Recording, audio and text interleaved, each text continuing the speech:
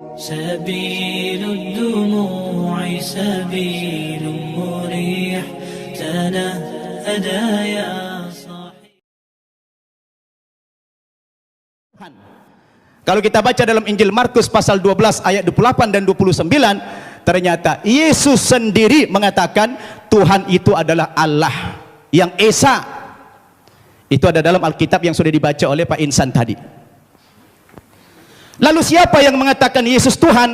Itu Paulus ternyata. Yang mengatakan dia Tuhan itu Paulus, bukan Yesus. Semestinya Yesuslah yang lebih berhak mengatakan kalau dia Tuhan.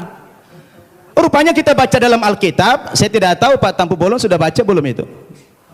Ya, kalau kita baca dalam Alkitab, ternyata yang mengatakan dia Tuhan itu adalah Paulus. Dalilnya di mana? Dalam Kisah Para Rasul pasal 2 ayat 36. Ya, Kisah Para Rasul pasal 2 36. Apa kata Paulus? Jadi seluruh kaum Israel harus tahu dengan pasti bahwa Allah telah membuat Yesus yang kamu salibkan itu menjadi Tuhan dan Kristus. Coba. Ya, siapa yang mengatakan Yesus Tuhan? Paulus. Kemudian dalam kitab Filipi pasal 2 ayat 11. Dan segala lidah mengaku Yesus Kristus adalah Tuhan bagi kemuliaan Allah Bapa. Nah, dia yang mengatakan itu Paulus. Sekarang timbul pertanyaan, Paulus itu siapa?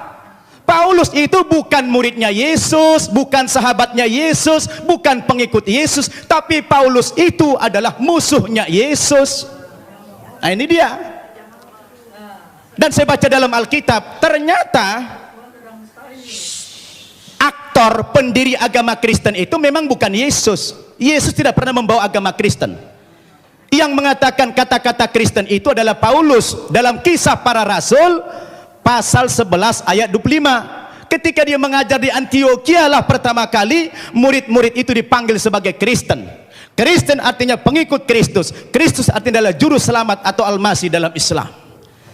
Jadi Bapak Ibu yang saya muliakan, ini yang perlu kita jadikan sebagai alat ukur apakah Yesus Tuhan atau tidak. Kalau sudah kembali kepada Alkitab, saya pikir jelas semuanya. Maka kembali kepada kriteria yang tadi. Apa kriteria kebenaran sebuah kitab suci itu? Pak Insan setengah menit. Ya, sebenarnya kitab Wahyu yang menjadi rujukan beliau itu, Udah. Wahyu kepada Yohanes itu mimpi. Bukan wahyu. Mimpi Yohanes di Pulau Patmos. Itu kan kata Bapak. Jadi mimpi panjang. Sudah, Pak. Ya. Sebentar. Mimpi panjang berseri ya. Makanya kitab Wahyu merupakan salah satu kitab yang paling sulit sekali ditafsirkan. Andes itu rasul terkasih loh. Paling Sudah, sulit Pak. ditafsirkan karena ini cuma mimpi. Nah, zaman dulu ditulis mimpi, kemudian dirubah lagi kenyataan. Sekarang dirubah lagi menjadi wahyu supaya keren, biar keren kelihatan. Sudah. Diganti Cukup. wahyu. Baik, Pak Insan.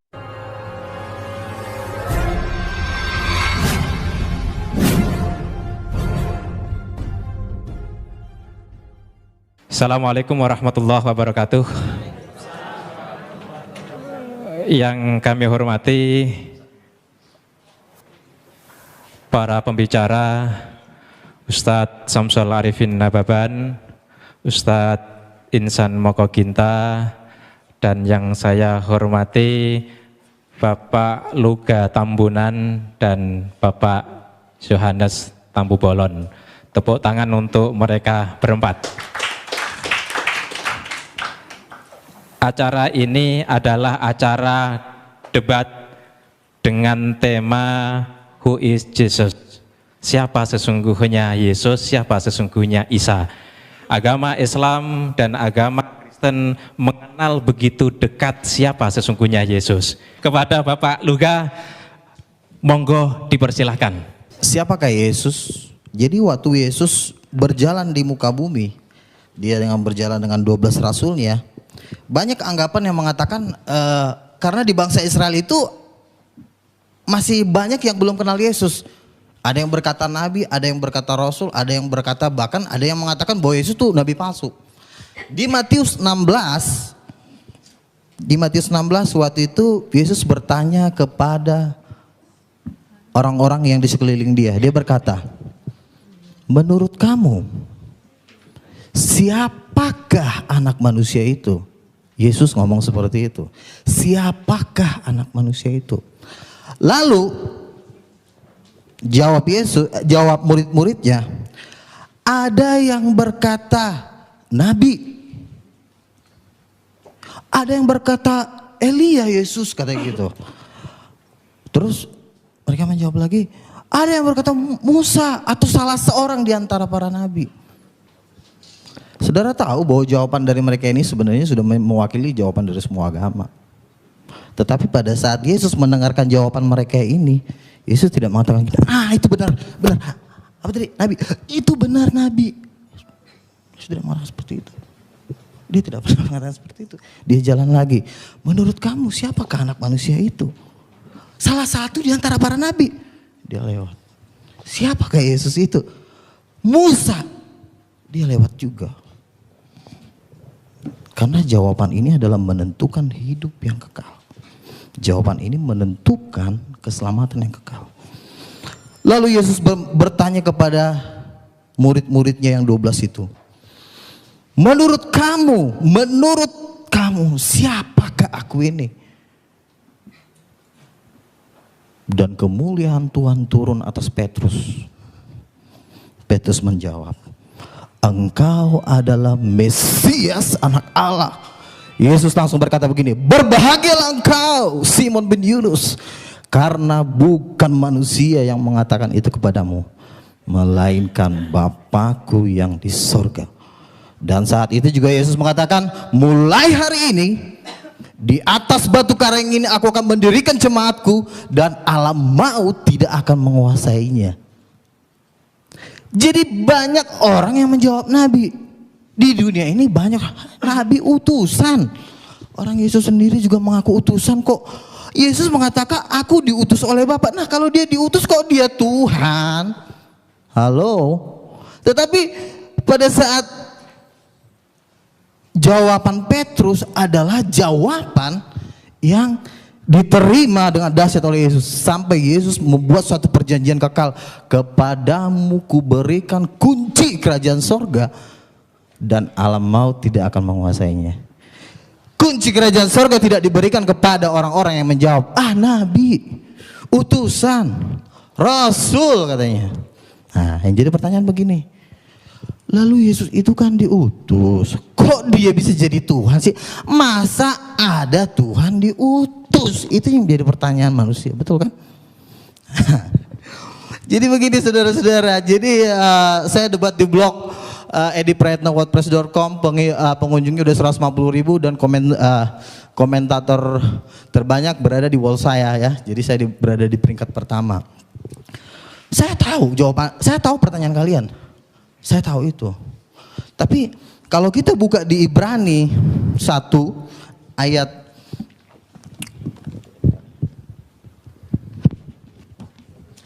Ibrani 1 ayat yang kedua, saya bacakan dari sini. Maka pada zaman akhir ini ia telah berbicara kepada kita. Ayat 1 sampai 2 ya, saya baca dari. Setelah pada zaman dahulu berulang kali dan dalam berbagai cara berbicara kepada nenek moyang kita dengan perantara nabi-nabi. Jadi dari dulu Tuhan sudah berbicara kepada manusia itu melalui perantara nabi-nabi. Terus maka pada zaman akhir, berarti ada season kedua nih, habis zaman nabi-nabi baru ada season yang terakhir ya. Maka pada zaman akhir ia telah berbicara kepada kita dengan perantaraan anaknya yang telah ia tetapkan sebagai yang berhak menerima segala yang ada. Jadi Tuhan, Rasul Paulus menjelaskan bahwa dari dulu Tuhan menceritakan tentang dirinya melalui nabi-nabi, tetapi pada perjanjian baru Tuhan berbicara melalui anaknya. Saudara, kalau di dalam kerajaan sorga itu nabi-nabi itu disebut hamba-hamba Tuhan. Tetapi anak Allah itu bukan hamba. Saya adalah anak, saya punya pembantu. Derajat saya sebagai anak dengan pembantu itu beda. Karena anak itu darah bapak saya. Jadi pengertian ini yang harus dimengerti. Jadi kalau waktu itu saya pernah debat dengan Dr. Sani Umur, anak Allah itu artinya apa sih Pak? Anak Allah itu artinya orang yang disayang Tuhan, lalu langsung diterjemahkan menjadi nabi. Anak Allah tidak bisa langsung diterjemahkan dengan jadi nabi. Dasarnya apa? Karena Yesus mengatakan seperti ini. Pada waktu Yesus berjalan di muka bumi, dia memberikan suatu perintah kepada manusia. Aku diutus oleh Bapa, benar ya, Yesus memang utusan. Tetapi karena Yesus utusan bukan berarti dia langsung jadi nabi. Jangan langsung ditafsir sembarangan. Karena yang bisa berhak menafsirkan kitab para nabi-nabi itu cuma 12 rasul. Makanya dikatakan bahwa Yerusalem baru itu dibangun pondasinya itu nama 12 rasul. Jadi jangan ada satu manusia pun sekalipun dia gelarnya doktor, profesor, mau dari Harvard, mau dari manapun, tidak punya hak menafsirkan kitab para nabi. Jadi yang bisa menafsirkan kitab para nabi itu cuma rasul. Amin saudara. Jadi rasul-rasul inilah yang bisa menjelaskan karena mereka dasar pondasi. Kalau Anda mendengarkan menurut pendapat doktor teologi A, doktor teologi B, dasarnya apa? Kenapa rasul bisa menjelaskan kitab para nabi? Satu, contoh Rasul Paulus. Rasul Paulus adalah diklaim orang muslim sebagai pendiri agama Kristen. Jadi katanya Rasul Paulus itulah yang mengatur semua tentang Yesus Tuhan itu di Alkitab. Rasul Paulus menjelaskan tentang Yesus Tuhan itu nggak cuma ngomong, saudara, itu diteguhkan dengan tanda-tanda mujizat. Siapapun tidak boleh menafsirkan kitab para nabi kalau tidak diteguhkan dengan tanda-tanda mujizat. Ada waktu itu Rasul Paulus menginjili seseorang, dia bilang begini, udah kau percaya Yesus Tuhan, ada juga datang nabi palsu. Udah jangan dengar si Paulus, Paulus itu palsu. Paulus bilang apa? Paulus bilang gini di Kisah Para Rasul, hai anak iblis, buta kau, buta langsung. Jadi bagaimana mungkin seorang buta ini yang udah dibutakan sama Paulus mengatakan gini sama Paulus, kau palsu ya, dia aja jalan nggak bisa. Paulus udah melakukan satu tanda mujizat yang dahsyat. Makanya kesaksiannya itu bisa dipegang. Jadi nggak cuma ngomong, Tuhan tuh nggak segan dengan gelar Anda doktor. Emang Tuhan takut kalau gelar Anda profesor? Tuhan nggak takut. Tetapi Tuhan takut apabila engkau disertai Tuhan dan engkau melakukan tanda-tanda mujizat. Mungkin Anda berkata, wah, Joko Bodo juga bisa bikin mujizat. Ini juga bisa bikin mujizat. Siapa tuh? Ponari. Saya mau katakan satu hal ya. Tuhan Yesus sudah tahu kalau nanti omongan-omongan seperti itu akan ada di dunia. Dia udah tahu banget. Makanya Yesus memberikan standar mujizat, ya. Dia berikan standar. Waktu itu Yohanes Pembaptis bertanya, apakah engkau Mesias? Apakah engkau yang akan datang itu? Yesus memberikan standar mujizat kepada murid-murid Yohanes yang diutus ke dia. Dia bilang begini, katakan kepada Yohanes, orang buta melihat, orang lumpuh berjalan, orang mati dibangkitkan, dan kepada orang miskin diberikan tanda-tanda mujizat. Jadi mujizat ini menjadi standar kemuliaan Tuhan. Jadi pertanyaan gini, Joko Bodo juga bisa bikin mujizat. Kalau memang Joko Bodo bisa bikin mujizat, coba bikin aja kayak gitu. Saya nggak pernah dengar mujizat-mujizat seperti yang dikatakan di Matius 9 ayat 8. Bangkitkanlah orang mati, usirlah setan, tahirkan orang kusta, celikkan mata orang buta. Dan ayat ini cuma ada di Alkitab, saudara. Maaf nih saudara, ayat seperti itu tidak ada di Al-Quran. Jadi mujizat, makanya Tuhan mengatakan,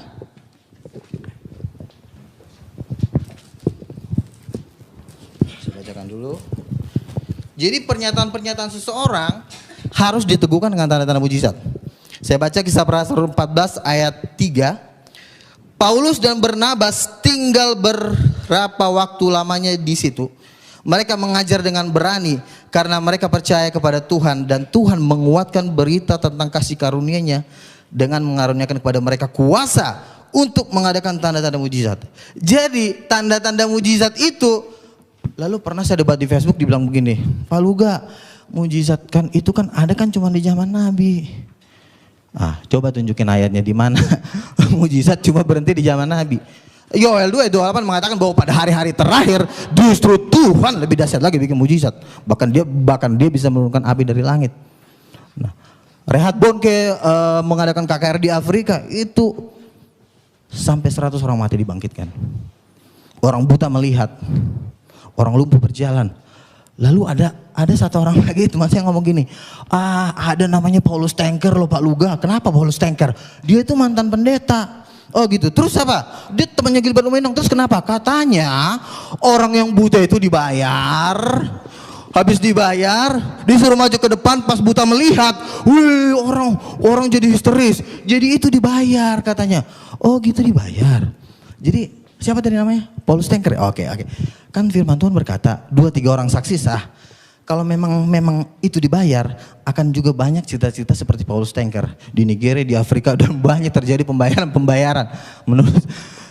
Jadi tidak bisa satu orang kesaksian dijadikan menjadi satu landasan. Karena 4 tahun saya berdebat, dari tahun 2000 saya berdebat waktu itu dengan Pak Jahir, kan ketua lembaga kristologi. Dia bilang, wah itu mujizat palsu, itu cuma direkayasa. Tetapi apa yang terjadi? Di TV banyak terjadi mujizat Tuhan. Dan saya mau katakan, terus terang dari hati nurani saya, belum pernah ada kiai bikin seperti itu. Sama juga di zaman Yesus. Di zaman Yesus itu banyak juga tukang-tukang sihir, tukang-tukang santet, tukang-tukang apa. Tetapi pada saat Yesus melakukan mujizat yang luar biasa, bangsa Israel mengatakan seperti ini. Yang seperti ini belum pernah kita lihat di Israel. Jadi mujizat setan dengan mujizat Tuhan itu levelnya jauh. Kalau cuma batuk atau mungkin disayat terus hilang, aduh, itu kalau dijual nggak laku menurut saya. Tapi kalau orang buta melihat, orang lumpuh berjalan, orang mati dibangkitkan. Dan mujizat-mujizat itulah yang meneguhkan kesaksian para rasul-rasul. Jadi Paulus ditentang di seluruh dunia. Siapa yang nantang? Pakar-pakar teologi ya? Dokter-dokter. Coba lihat kehidupan mereka yang menentang Paulus. Siapa mereka? Mereka juga nggak jelas gitu loh. Kecuali mereka membuat tanda-tanda mujizat yang lebih dari Paulus. Dia membuat mujizat-mujizat yang 2 kali lipat lebih hebat dari Paulus. Baru boleh dia ngomong. Tapi kalau cuma Paulus palsu, dasarnya apa? Itu ayatnya. Paulus sendiri mengatakan, oleh dustaku semua ini. Terus Paulus palsu apa? Paulus waktu nyanyi, itu terjadi gempa bumi. Dan orang yang dipenjara itu sampai mau bunuh diri. Itu terjadi gempa bumi. Mungkin orang mengatakan, itu kan karangannya Paulus. Bukan karangan Paulus. Kenapa? Karena sampai hari ini mujizat itu masih sampai hari ini tetap terjadi. Nah, jadi artinya kalau saudara Paulus Tanker mengatakan bahwa itu mujizat palsu, Tuhan kan bilang kita harus cerdik. Kita harus juga mengumpulkan saksi-saksi, bukan cuma Paulus Tanker. Kumpulin dulu dia 100 orang yang mempunyai kesaksian kayak Paulus Tanker, ada nggak? Ini kan cuma 1 doang yang baru saya dengar. Jadi artinya kesaksian-kesaksian seperti ini tidak bisa dijadikan jadi dasar untuk melawan rasul-rasul. Kalau engkau berani mengatakan mujizat-mujizat yang dilakukan oleh Paulus itu bukan dari Tuhan, lalu kau bisa bikin apa emang? Engkau udah bisa bikin mujizat seperti Paulus? Kan yang saya lihat dengan mata saya, ya juga nggak bisa bikin apa-apa juga gitu loh. Kecuali ada mujizat yang lebih ngeri dari Paulus, boleh deh Paulus ditantang gitu loh. Itu satu. Terus itu tentang mujizat. Dan ini satu perintah Yesus, saudara, yang menurut saya orang Islam satu step mereka tidak mengerti. Padahal dalam hati saya, kalau saja mereka mengerti di sini, mereka pasti tahu bahwa Yesus adalah Tuhan. Contoh begini.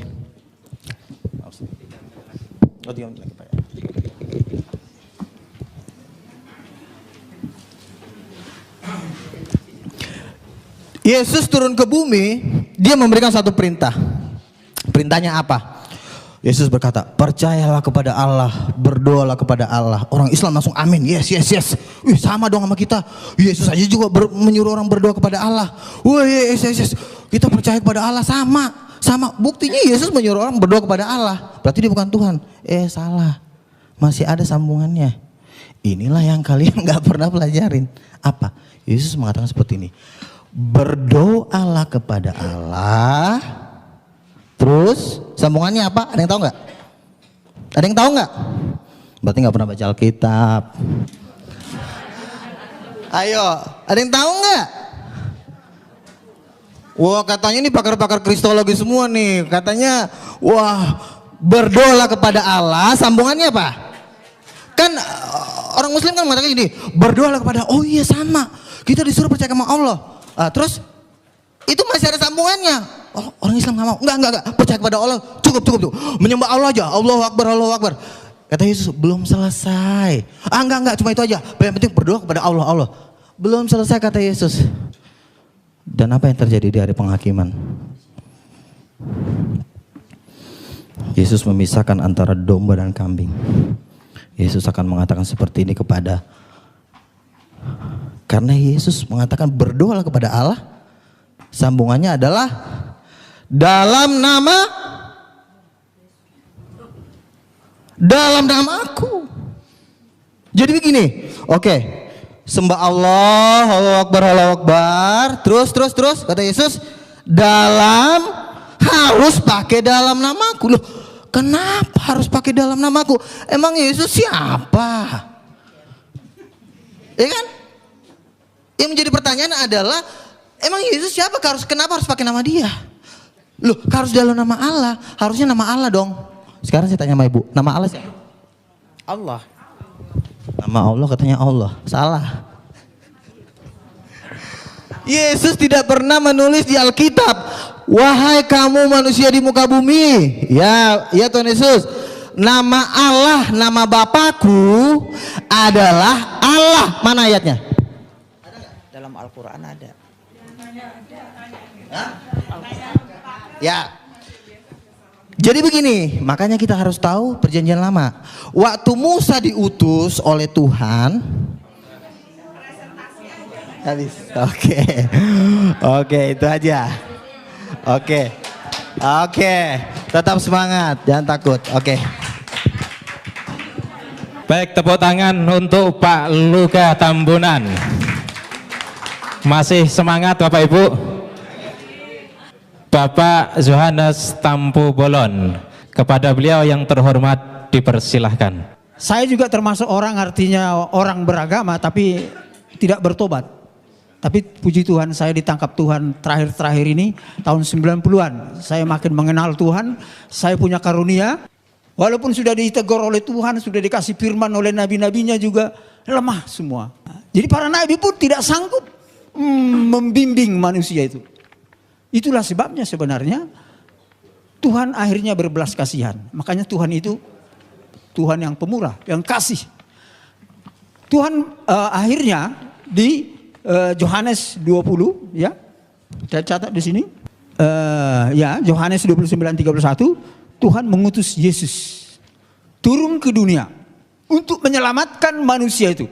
Karena nabi pun tidak sanggup untuk menyelamatkan manusia itu. Jatuh di dalam dosa. Dan apa rahasianya? Saudara-saudara, ada di dalam satu hukum karena ini kejadiannya kedatangan Yesus ada di Israel. Kalau orang berdosa harus dihukum mati, saudara-saudara. Itu hukum Israel di sana, ya. Jadi saudara-saudara, bagaimana mengampuni dosa ini yang banyak orang ini? Apakah harus dimatikan?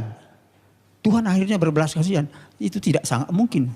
Saya menciptakan mereka segambar dengan saya. Akhirnya dengan kasih Allah, inilah yang kita kenal dengan Tuhan Roh Pemurah.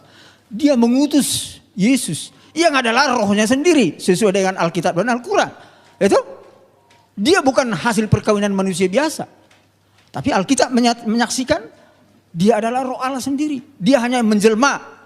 Al-Quran juga saya baca, dia adalah menjelma gitu ya melalui Miriam, ya. Hampir sama titik tertemunya di sini. Jadi kalau dua Alkitab mengatakan tentang Mesias itu adalah roh Allah, kebenarannya tidak ada yang bisa menyangkal, saudara-saudara. Ya itu. Jadi di sinilah yang kita bersyukur dua agama besar ini, bahkan sebenarnya dengan agama Yahudi di dalam akhir zaman ini sedang Tuhan pertemukan. Ya, mengenal Tuhan itu sendiri. Sedang Tuhan pertemukan. Inilah keajaiban tiga agama ini. Maaf aja dengan agama yang lain saya tidak bisa nyambung. Karena tidak ada nabi-nabinya. Tidak ada pewahyuannya. Karena kunci rahasia daripada firman adalah ada pewahyuan dan harus ada nabinya. Ya, nggak mungkin itu diberikan kepada bukan manusia nabi. Kalau manusia biasa nggak bisa, bapak-bapak sekalian. Ya, nggak sembarangan. Jadi itulah saudara-saudara kekasih. Akhirnya Tuhan mengutus Yesus sebagai Mesias. Dan persoalannya sekarang, kenapa Yesus yang diutus, bukan nabi lagi? Saya belajar Alkitab teologi, saudara-saudara. Ternyata saudara-saudara, yang harus dihukum ini harus mati. Untuk mengampuni dosa ini harus mati. Itu benar, Yesus harus mati. Makanya menurut teologi, Yesus itu 100% manusia. Tapi persoalannya sekarang, siapa yang bisa mengampuni dosa manusia? Apakah ada manusia yang bisa mengampuni manusia? Enggak bisa. Hanya Tuhan yang bisa mengampuni dosa manusia. Makanya Yesus itu setengah ya roh Allah dan memang ada dagingnya adalah manusia. Dan lahir ke bumi. 100% Allah dan 100% manusia. Itulah keajaibannya. Ya, inilah keajaiban daripada rahasia ini, Bapak Ibu sekalian. Karena apa? Kalau Nabi sendiri nggak sanggup mengampuni dosa, Bapak Ibu sekalian, nggak sanggup. Itulah makanya waktu saya belajar teologi, oh iya luar biasa. Saya juga mengerti, oh luar biasa kenapa sampai seperti itu adanya rahasia Tuhan itu. Jadi itulah sebabnya oleh karena kasihnya dia mengutus Yesus dengan seperti itu, rahasia seperti itu, saudara-saudara. Ya, dan saudara-saudara, apa yang terjadi ketika Yesus benar-benar disalib, ya, oleh Raja Herodes itu, Raja Herodes menyalib dia. Iblis memakai Raja Herodes dan ketawa-ketawa iblis itu. Oh, dia sudah mati. Tapi jangan salah, Bapak Ibu, Alkitab ini mengatakan semua ada di firman ini, tapi saya nggak sempat baca ini karena sangat cepat. Ada tertulis di sini, saya singkat aja poinnya. Ketika Yesus tersalib, dia dikubur. 3 hari lamanya dia ke alam maut. Dia berperang dengan iblis di sana. Tapi saudara-saudara, apa yang terjadi? Dia bangkit. Alkitab ada tertulis ya, dia bangkit. Dia berarti menang melawan iblis. Kalau dia tidak bangkit, dia tidak berarti tidak menang melawan iblis. Tapi ternyata bangkit. Bahkan dia naik ke surga. Dan firman-Nya ada dikatakan di sana, saya akan ke surga untuk menyiapkan tempat bagi umat manusia. Menyiapkan tempat. Ya, tetapi dia mengutus Roh Kudus. Itu kunci rahasianya di sini. Kenapa harus diutus Roh Kudus? Karena Roh Kudus inilah yang bisa, kalau kita percaya kepada Isa Al-Masih sebagai Mesias, ini roh Allah yang bisa menyertai kita tiap hari. Itu ada di hati kita.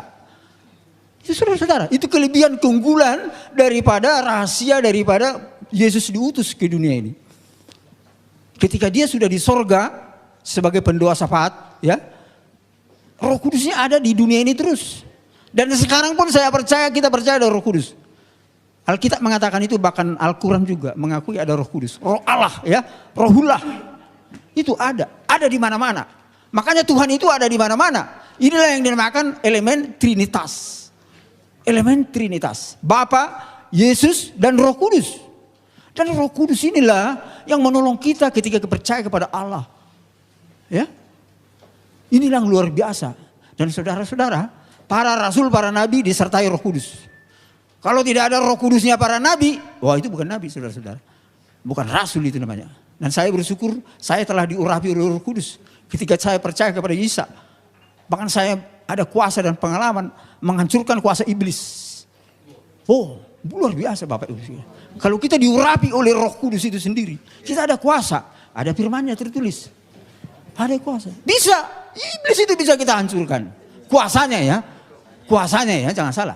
Bahkan para dukun, maaf aja, bisa santet-santetnya itu bisa hancur. Dan santet dukun sudah berapa kali saya disantet, nggak mempan. Ada perlindungan Tuhan di dalam saya. Amin. Berapa kali? Jadi itulah bukti daripada kebenaran ilahi daripada Yesus yang menyelamatkan manusia. Itu kan selamat. Saya diselamatkan dari kekuatan gaib. Saya bahkan dikasih kuasa melawan kejahatan ya. Saya bukan dikasih kuasa untuk melawan kebenaran. Enggak. Melawan kejahatan. Bapak Ibu saudara-saudara. Walaupun Yesus sudah tersalib dan sudah naik ke surga. Iblis itu bapak-bapak ibu sekalian bertahu sampai sekarang masih bekerja. Saya kira Al-Quran dengan Alkitab sama. Iblis itu masih bekerja. Lihat aja sekarang ini. Banyak konflik, banyak perzinahan, banyak apa lagi? Korupsi. Oh ya, ini pekerjaan iblis saudara-saudara. Jadi dunia ini harus kita selamatkan. Ini rata-rata semua karena tidak mengenal Tuhan. Walaupun kadang-kadang mengenal Tuhan tapi setengah-setengah. Jatuh juga saudara-saudara. Lemah. Bayangkan. Itulah sebabnya saudara-saudara. Kita harus penuh Roh Kudus sebenarnya. Itu rahasia daripada firman Tuhan. Ya, kita penuh Roh Kudus, dekat dengan Tuhan, selalu berdoa. Ya, karakter kita harus bagus. Karakter saudara-saudara. Kalau karakter kita seperti iblis, berantem, teror, wah itu seperti iblis. Maaf aja. Sifat iblis itu namanya. Bukan karakter Allah. Karakter Allah pendamai, kasih, mengampuni, memberi. Itu saudara-saudara. Tapi banyak faktor itu ada di saudara kita, ya, saudara kita Islam ya. Roh itu ada, walaupun kadang-kadang ada roh yang lain-lain yang mungkin yang tersesat sebagian ya. Saya tahu itu, enggak semua saya tahu bahwa tersesat, tapi sebagian lainnya juga banyak yang tersesat. Yang lainnya banyak sudah baik ya. Saya bersyukur ya, karena sudah banyak karakternya yang seperti karakter Allah. Bukan seperti membenci terus, menghakimi terus, menteror terus. Wah, itu sifat-sifat iblis Bapak Ibu sekalian. Orang Kristen hampir enggak ada seperti itu. Karena ada Roh Kudus di dalam hati kita. Itu kelebihan dan keunggulan kita. Tapi lebih daripada itu, ketika kita di dalam Roh Kudus, kecerdasan orang Kristen itu luar biasa. Karena roh itu menghidupkan, sehat jasmani, cerdas. Makanya penemu hadiah Nobel rata-rata orang Kristen, rata-rata. Amin. Ini bukan saya menambah, ini fakta. Walaupun saya nggak tahu ada satu muncul sekarang orang dari Ismail ya, 112 ya. Tapi kebanyakan itu orang-orang pengikut Isa Al-Masih saudara-saudara. Dan itulah namanya Yesus itu roh yang menolong dan menyelamatkan. Bahkan memberi kehidupan. Sampai dia cerdas menguasai teknologi sehingga manusia ini bisa hidup. Coba aja nggak ada ilmu pengetahuan. Coba ada nggak ada teknologi. Bagaimana mau hidup manusia ini? Kelaparan semua. Kelaparan semua. Bahkan saudara-saudara, saya ini namanya Yohanes. Bapak itu nama ini ajaib. Bernama Yohanes yang pertama adalah saksi kepada Yesus sebagai Mesias, kedatangan yang pertama. Saya ini saudara-saudara dengan karunia daripada Tuhan nubuatan. Saya ini bermimpi, penglihatan, firman rema, mujizat dan pendengaran saudara-saudara. Ya, saya ini sudah kelas hamba Tuhan yang istimewa di hadapan Tuhan dan bisa menyingkapkan banyak rahasia. Bahkan tugas saya bernama Yohanes adalah menyaksikan Yesus yang datang sebagai hakim dan raja. Ini tugas saya saudara-saudara. Hakim yang lurus ada di Alkitab dan di Al-Quran. Itu harus datang. Itulah titik temu dan konsistensi daripada rencana Allah menyelamatkan dunia ini. Dia sebagai Mesias dan tapi dia harus datang sebagai hakim raja. Karena Bapak Ibu sekalian sampai sekarang ini masih banyak yang menolak Isa Al-Masih, Yesus sebagai jalan yang lurus. Makanya terjadi gempa dan banjir. Itu ada di Alkitab. Enggak tahu. Maaf aja saya enggak tahu, enggak pernah di Al-Quran kalau ada puji Tuhan. Itu ada titik temunya. Puji Tuhan. Tapi di Alkitab ada. Yesus yang datang sebagai hakim raja itu melalui gempa, api lumpur dan sebagainya. Puji Tuhan, ada titik temunya ya. Ini kebenaran. Dan ini sudah terjadi di Indonesia. Aceh. Apalagi? Jogja, api lumpur dan sebagainya. Dan itulah maksud Tuhan untuk menyelamatkan. Karena apa? Kalau kita lihat dunia ini termasuk Indonesia. Tidak hanya Indonesia ya, dunia. Sedang krisis namanya multidimensi. Saya orang ekonom, makanya Tuhan panggil saya sebagai orang ekonom. Ini yang saya tulis di buku saya ini. Bagaimana rahasia menyelesaikan krisis multidimensi. Saya menemukan teori ekonomi yang baru, saudara-saudara. Saya menemukan teologi yang baru. Ya, ini yang saya ceritakan ini secara singkat. Akibat daripada rahasia itu dibuka Tuhan kepada saya. Sehingga dunia ini, Indonesia ini menjadi baru. Karena apa saudara-saudara? Kerajaan Allah yang Tuhan mau bangun sekarang ini bukan langsung ke sorga. Ini adalah zaman akhir zaman, 1000 tahun damai.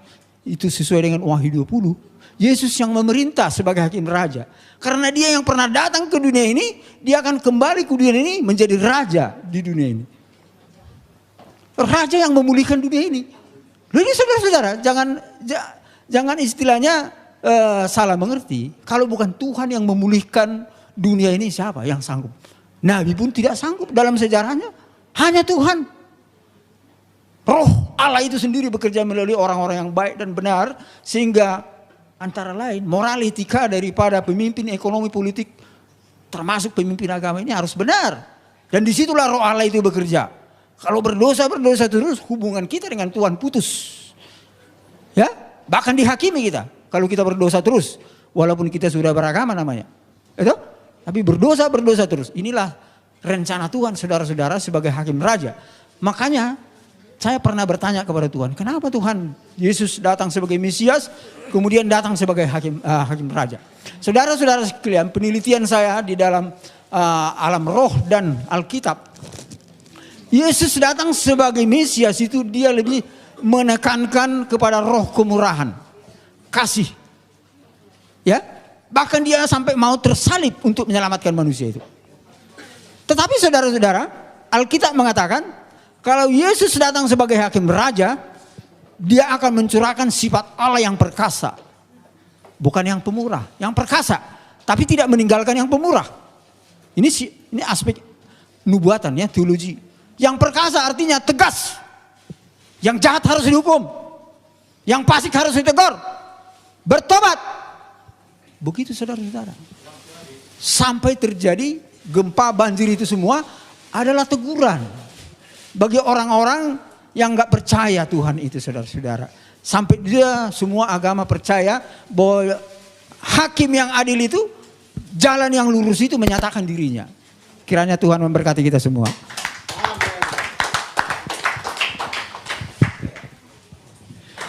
Untuk pembicara yang ketiga adalah Bapak Ustadz Insan LS Mokoginta. Kepada beliau dipersilahkan. Baiklah. Bismillahirrahmanirrahim. Assalamualaikum warahmatullahi wabarakatuh. Alhamdulillahillazi arsala rasulahu bil huda wa dinil haq liyuzhir 'ala dini kullihi walau karihal musyrikun. Asyhadu an la ilaha illallah wahdahu la syarikalah. Asyhadu anna Muhammadar Rasulullah la nabiyya ba'dah amma ba'd. Bapak Ibu hadirin sekalian yang dirahmati oleh Allah Subhanahu wa taala, tadi kita telah mendengarkan paparan dari teman-teman kita pembicara dari Kristen, yaitu Bapak Luga Tambunan dan Pak Yohanes Tampu Bolon. Sebenarnya tema ini bukan hanya who is Jesus, masih ada sambungannya ya.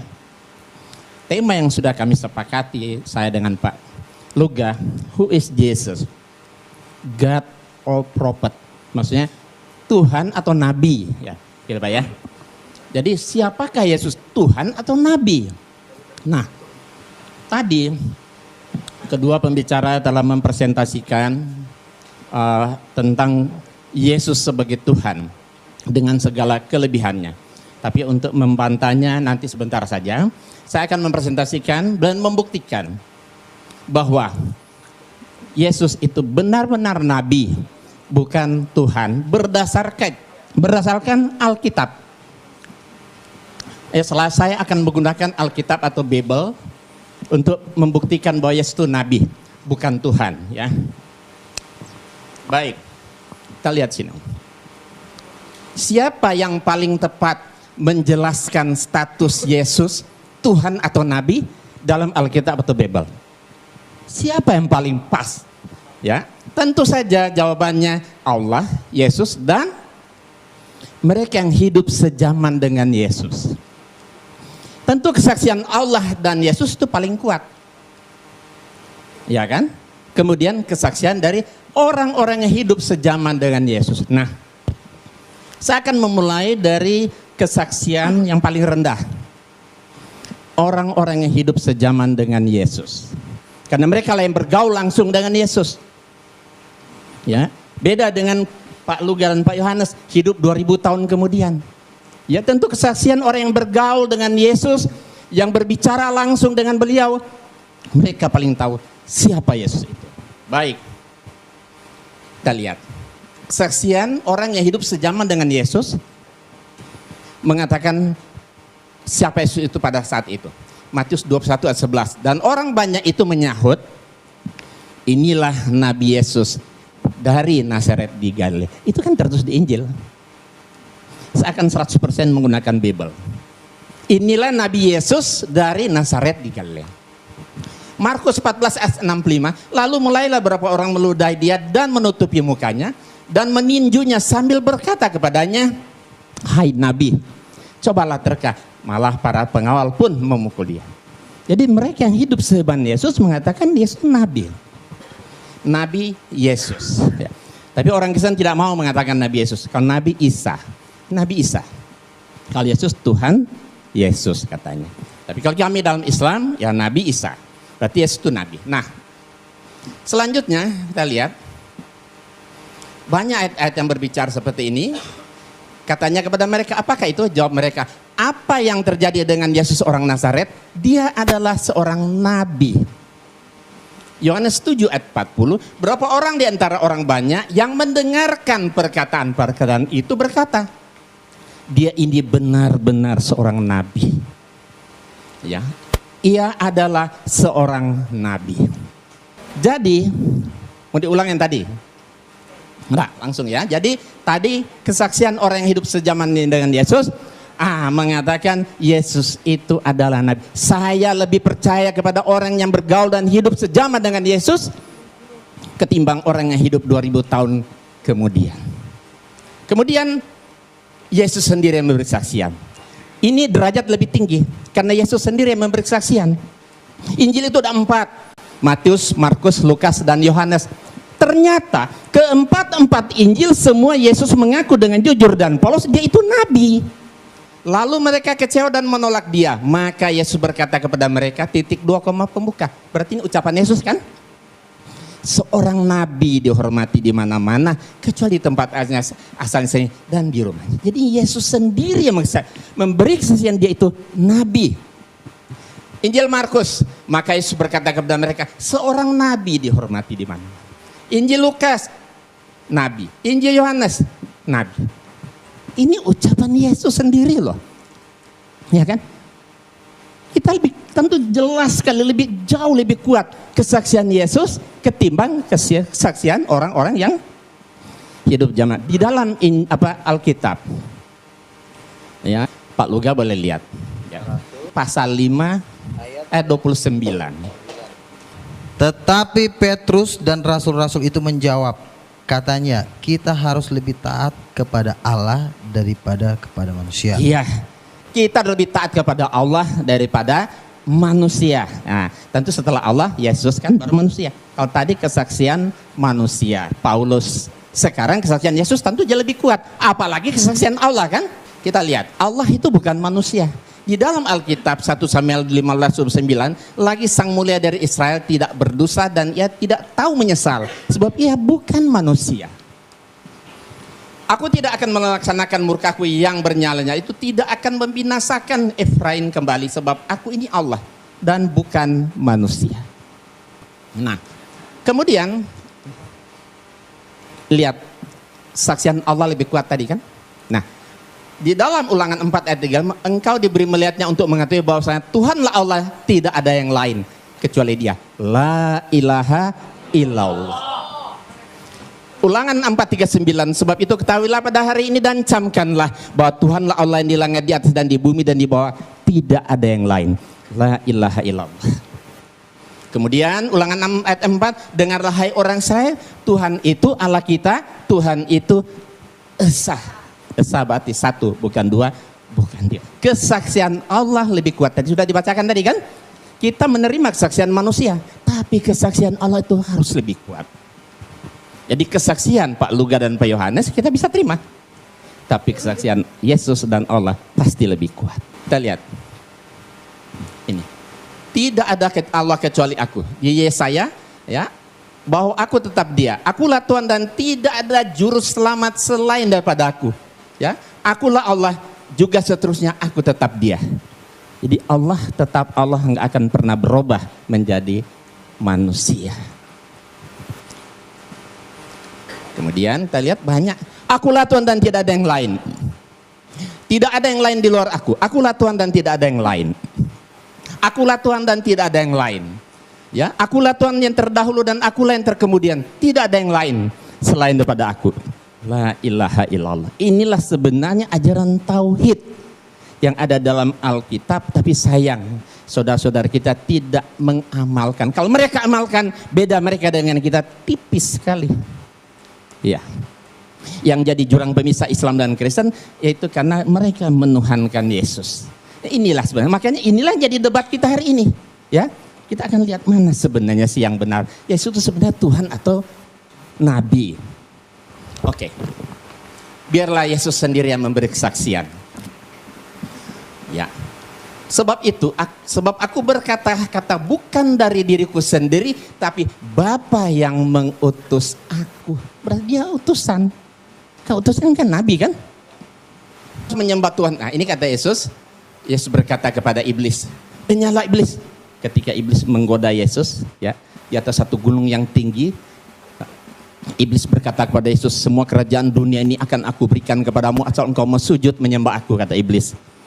Terus Yesus marah, diusir iblis itu. Nyala iblis, sebab ada tertulis engkau harus menyembah Allah Tuhanmu dan hanya kepada Dia saja engkau berbakti. Jadi menyembah itu hanya kepada Allah yang disembah oleh Yesus. Tidak mengatakan nyala iblis, sebab ada tertulis engkau harus menyembah aku karena aku ini Tuhan atau Allah. Engkau harus menyembah kepada Tuhan Allahmu dan hanya kepada Dia. Jadi menyembah itu hanya kepada Allah yang disembah oleh Yesus. Tidak mengatakan nyala iblis, sebab ada tertulis engkau harus menyembah aku karena aku ini Tuhan atau Allah. Engkau harus menyembah kepada Tuhan Allahmu dan hanya kepada Dia.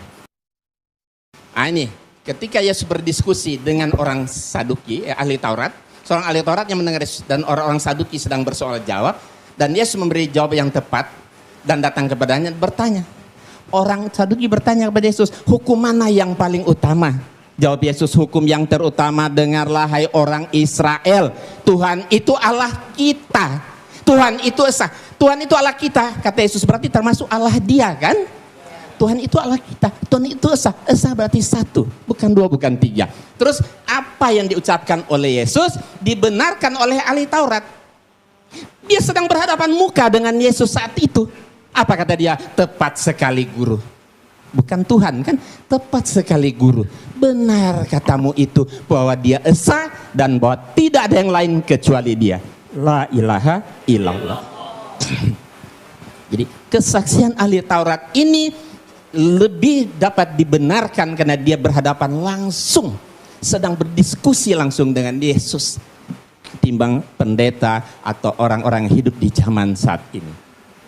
Kemudian inilah hidup yang kekal itu, bahwa mereka mengenal engkau satu-satunya Allah yang benar dan mengenal Yesus Kristus yang telah engkau utus. Jadi inilah sebenarnya syahadatain bagi umat Kristiani yang diajarkan oleh Yesus. Dua pengakuan syahadat. Pertama mengatakan Allah satu-satunya dan Yesus hanya utusan. Asyhadu alla ilaha illallah wa asyhadu anna Isa Rasulullah. Kata Yesus, iya, inilah hidup yang kekal, itu bahwa mereka mengenal engkau Allah, maksudnya satu-satunya Allah yang benar, dan mengenal Yesus Kristus yang telah engkau utus. Berarti dia hanya seorang utusan. Utusan berarti nabi.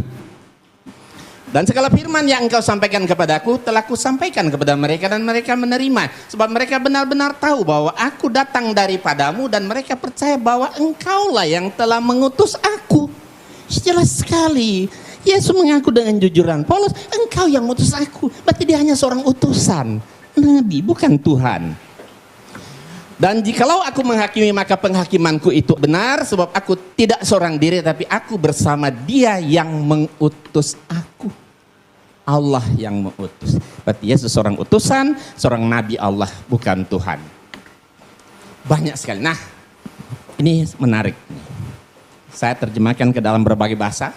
Ada bahasa Jawa, ada bahasa Sunda, ada bahasa Batak, ada bahasa Padang. Ini ucapan Yesus ya. Ini Yesus sendiri berkata, aku tidak dapat berbuat apa-apa dari diriku sendiri. Aku menghakimi sesuai dengan yang apa aku dengar. Dan penghakimanku adil. Sebab aku tidak menuruti kehendakku sendiri, melainkan kehendak Dia yang mengutus aku. Aku orang bisa nindake apa-apa sakader karep ude. Aku nggak bisa. Ya kan? Ini bahasa Sunda. Ya. Jadi kalau Yesus itu Tuhan, tidak mungkin masa ada Tuhan nggak bisa berbuat apa-apa. Masa ada Tuhan yang nggak bisa menuruti kehendaknya sendiri. Kenapa dia nggak bisa? Karena dia bukan Tuhan, dia cuma nabi. Dia hanya seorang utusan Tuhan. Wajar. Ya kan? Nah, nih bahasa Tobah. Nah ini barangkali orang Batak, pembicara kita di 3 depan ini Batak. Nah mungkin bisa dilihat ini. Ya, Batak Tobah. Artinya sama seperti tadi. Nih ada orang Padang, ambo indak dapet, tuh mampu buat. Aku nggak bisa berbuat apa-apa. Ya enggak mungkin ada Tuhan yang nggak bisa berbuat apa-apa dong. Ya kalau menempatkan Yesus jadi Tuhan jadi lemah ini kan. Kenapa Yesus nggak bisa? Karena dia bukan Tuhan, dia hanya seorang nabi, utusan Allah, Rasulullah. Nah baik, kita lihat ini ya. Sudah kita perhatikan artinya tadi. Nah sekarang kita lihat. Setiap yang tidak bisa berbuat apa-apa atas dirinya sendiri pasti bukan Tuhan. Yesus tidak bisa berbuat apa-apa atas dirinya sendiri, berarti Yesus bukan Tuhan. Setiap yang tidak bisa menuruti kehendaknya sendiri berarti pasti bukan Tuhan. Yesus tidak bisa menuruti kehendaknya sendiri, berarti Yesus bukan Tuhan. Setiap yang mengaku diutus oleh Tuhan, pasti bukan Tuhan. Yesus mengaku diutus oleh Tuhan, berarti Yesus bukan Tuhan. Mudah kan? Nah, jadi kesimpulannya, Yesus bukan Tuhan, tapi dia seorang nabi. Terakhir, satu lagi. Yesus sangat ketakutan kepada malaikat. Ya, di sini kita bisa lihat ini ayat Bible. Kita bukan merendahkan Yesus, tapi mendudukkan Yesus pada posisinya yang benar. Ya. Kalau Yesus itu Tuhan, masa ada Tuhan takut sama malaikat? Tentu nggak wajar kan? Tapi kalau dia nabi, wajar. Maka seorang malaikat dari langit menampakkan diri kepada Yesus. Ya, untuk memberi kekuatan kepadanya. Ya, Yesus sangat ketakutan dan semakin bersungguh-sungguh berdoa. Peluhnya bagaikan keringat darah yang bertetesan ke tanah. Perhatikan, Yesus ketakutan kepada malaikat. Nah, kita lihat di sini Injil bahasa Sunda dan Jawa. Ya silakan baca yang orang Jawa sama orang Sunda. Injil bahasa Batak. Ini bahasa Padang. Ada nggak orang Padang sini? Ada. Oke, kita lihat. Jadi kesimpulannya, setiap yang menerima kekuatan dari malaikat Tuhan pasti bukan Tuhan. Yesus menerima kekuatan dari malaikat Tuhan, berarti Yesus bukan Tuhan. Setiap yang ketakutan kepada malaikat Tuhan, pada malaikat pasti bukan Tuhan. Yesus ketakutan kepada malaikat, berarti Yesus bukan Tuhan. Setiap yang bersungguh-sungguh berdoa kepada Allah, pada Tuhan pasti bukan Tuhan. Yesus bersungguh-sungguh berdoa kepada Tuhan, berarti Yesus bukan Tuhan. Setiap yang mengeluarkan seperti keringat darah saking takutnya kepada malaikat, pasti bukan Tuhan. Yesus mengeluarkan seperti keringat darah saking takutnya kepada Tuhan, berarti Yesus bukan Tuhan. Nah, kalau Yesus banyak mujizat seperti yang disampaikan oleh Pak Luga tadi, mujizatnya hebat, bisa menyembuhkan orang sakit, membangkitkan orang mati dan sebagainya, itu namanya mukjizat kan? Itu karena biiznillah, karena atas izin Allah. Jadi bukan Yesus yang hebat itu Allah. Karena doa Yesus dikabulkan, terjadilah. Iya, karena diizinkan oleh Allah, maka mujizat itu jadi.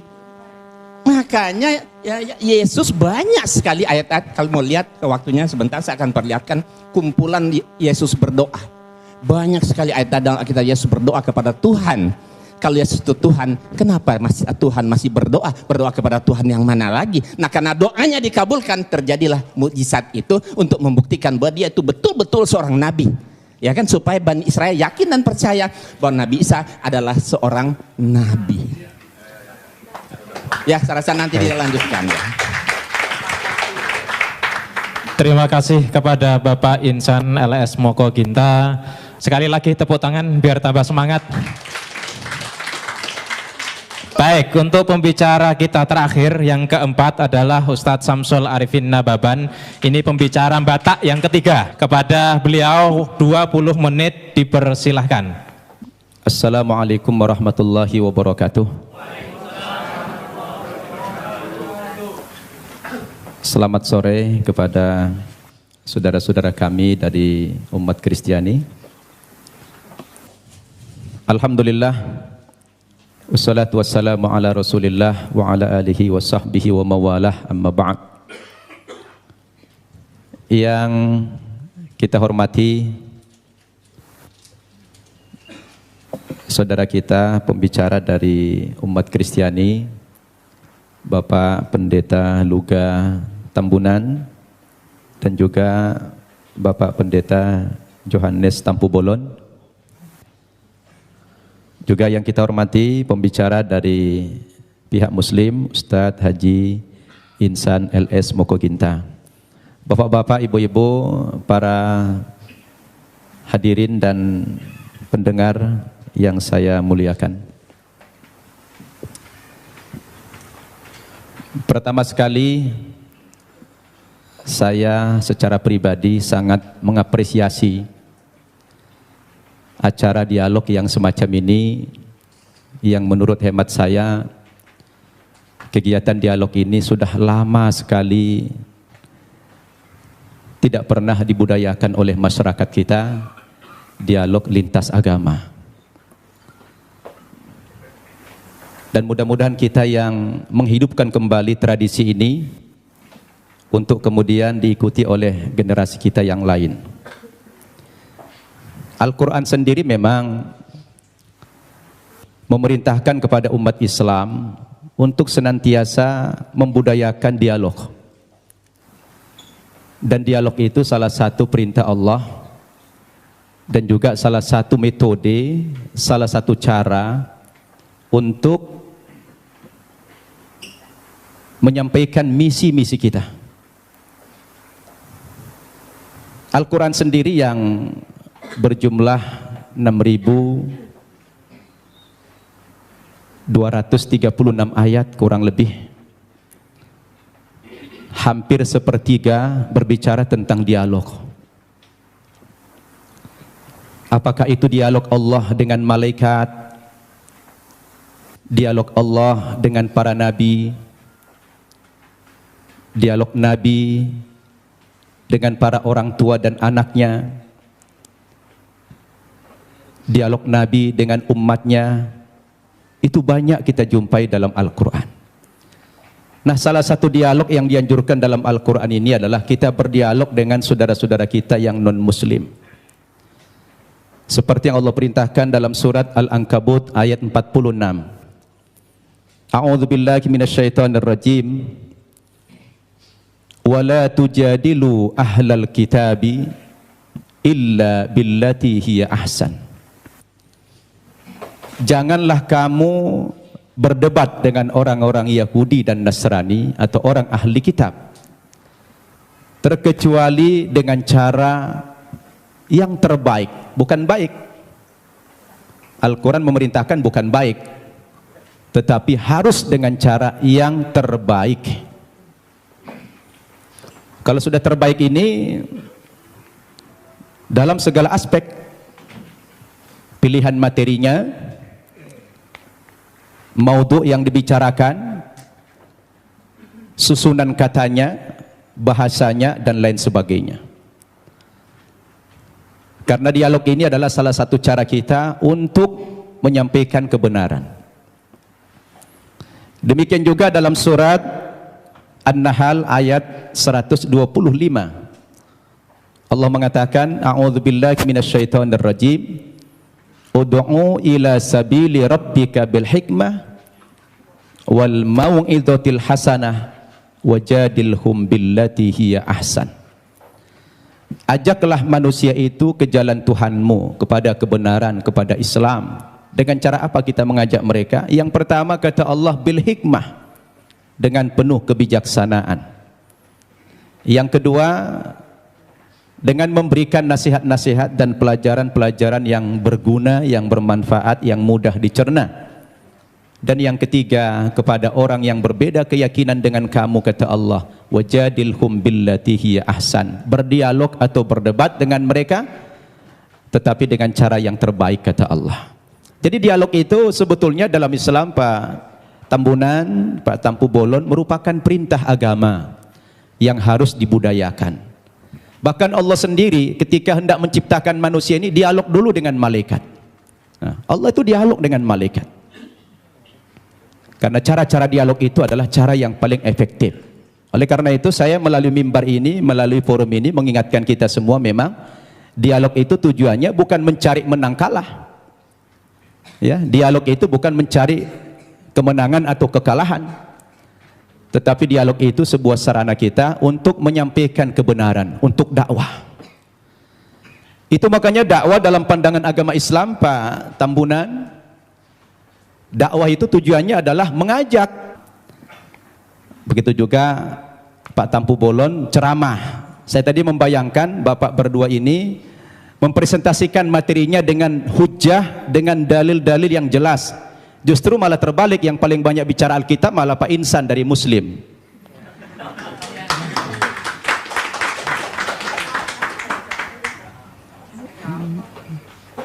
Itu yang kita harapkan tadi. Saya pun pengen tahu banyak, tapi sudah terlanjur beliau tadi mempresentasikan dengan gaya retorika, gaya ceramah, ya apa boleh buat ya.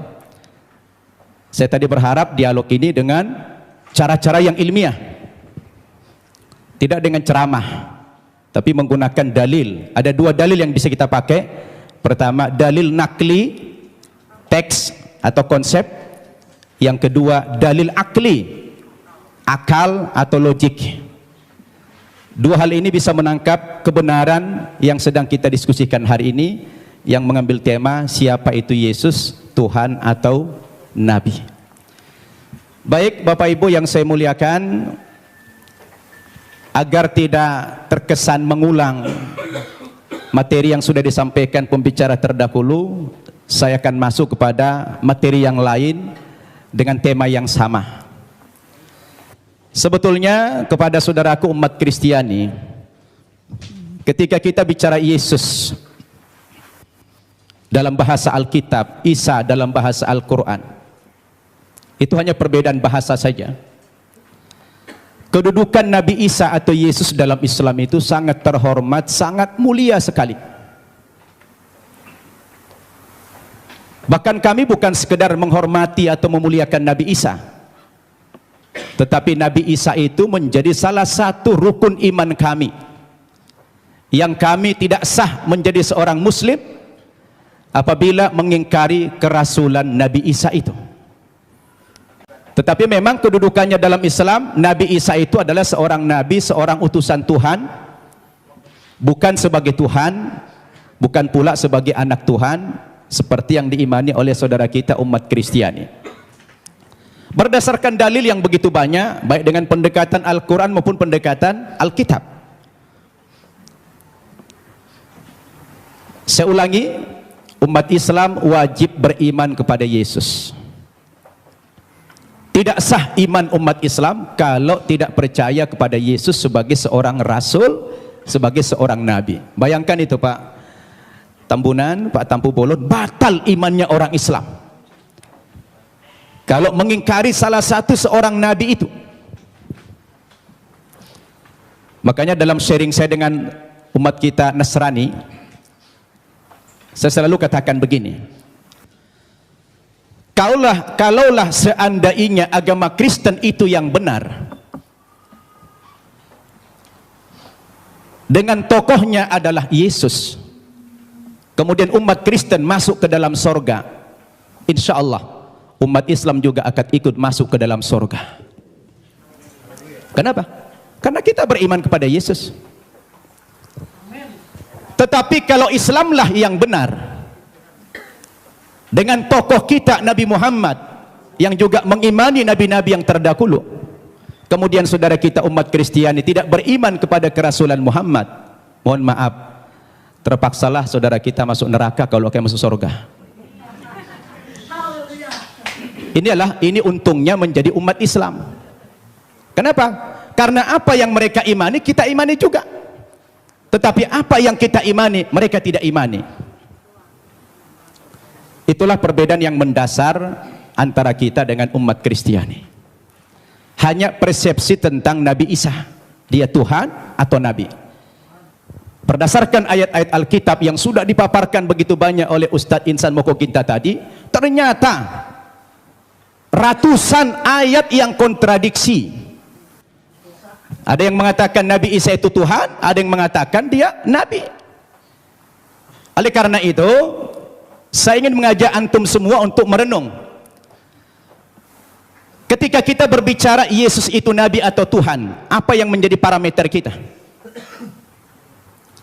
Siapa yang paling punya otoritas membicarakan tokoh ini, Tuhan atau Nabi? Menurut hemat saya, yang paling punya otoritas bukan pribadi-pribadi, bukan manusia, bukan pendeta, bukan ustadz, tetapi yang paling punya otoritas membicarakan tokoh ini mestinya adalah sumber agama itu sendiri, yaitu Alkitab atau Al-Quran. Betul tidak? Harus sumber agamanya itu yang menjadi tolok ukur.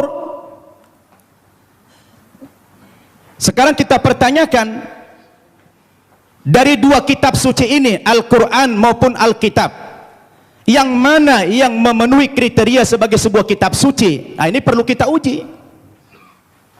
Ini perlu kita uji. Kita capek bicara ngalur ngidul, mengangkat dalil-dalil.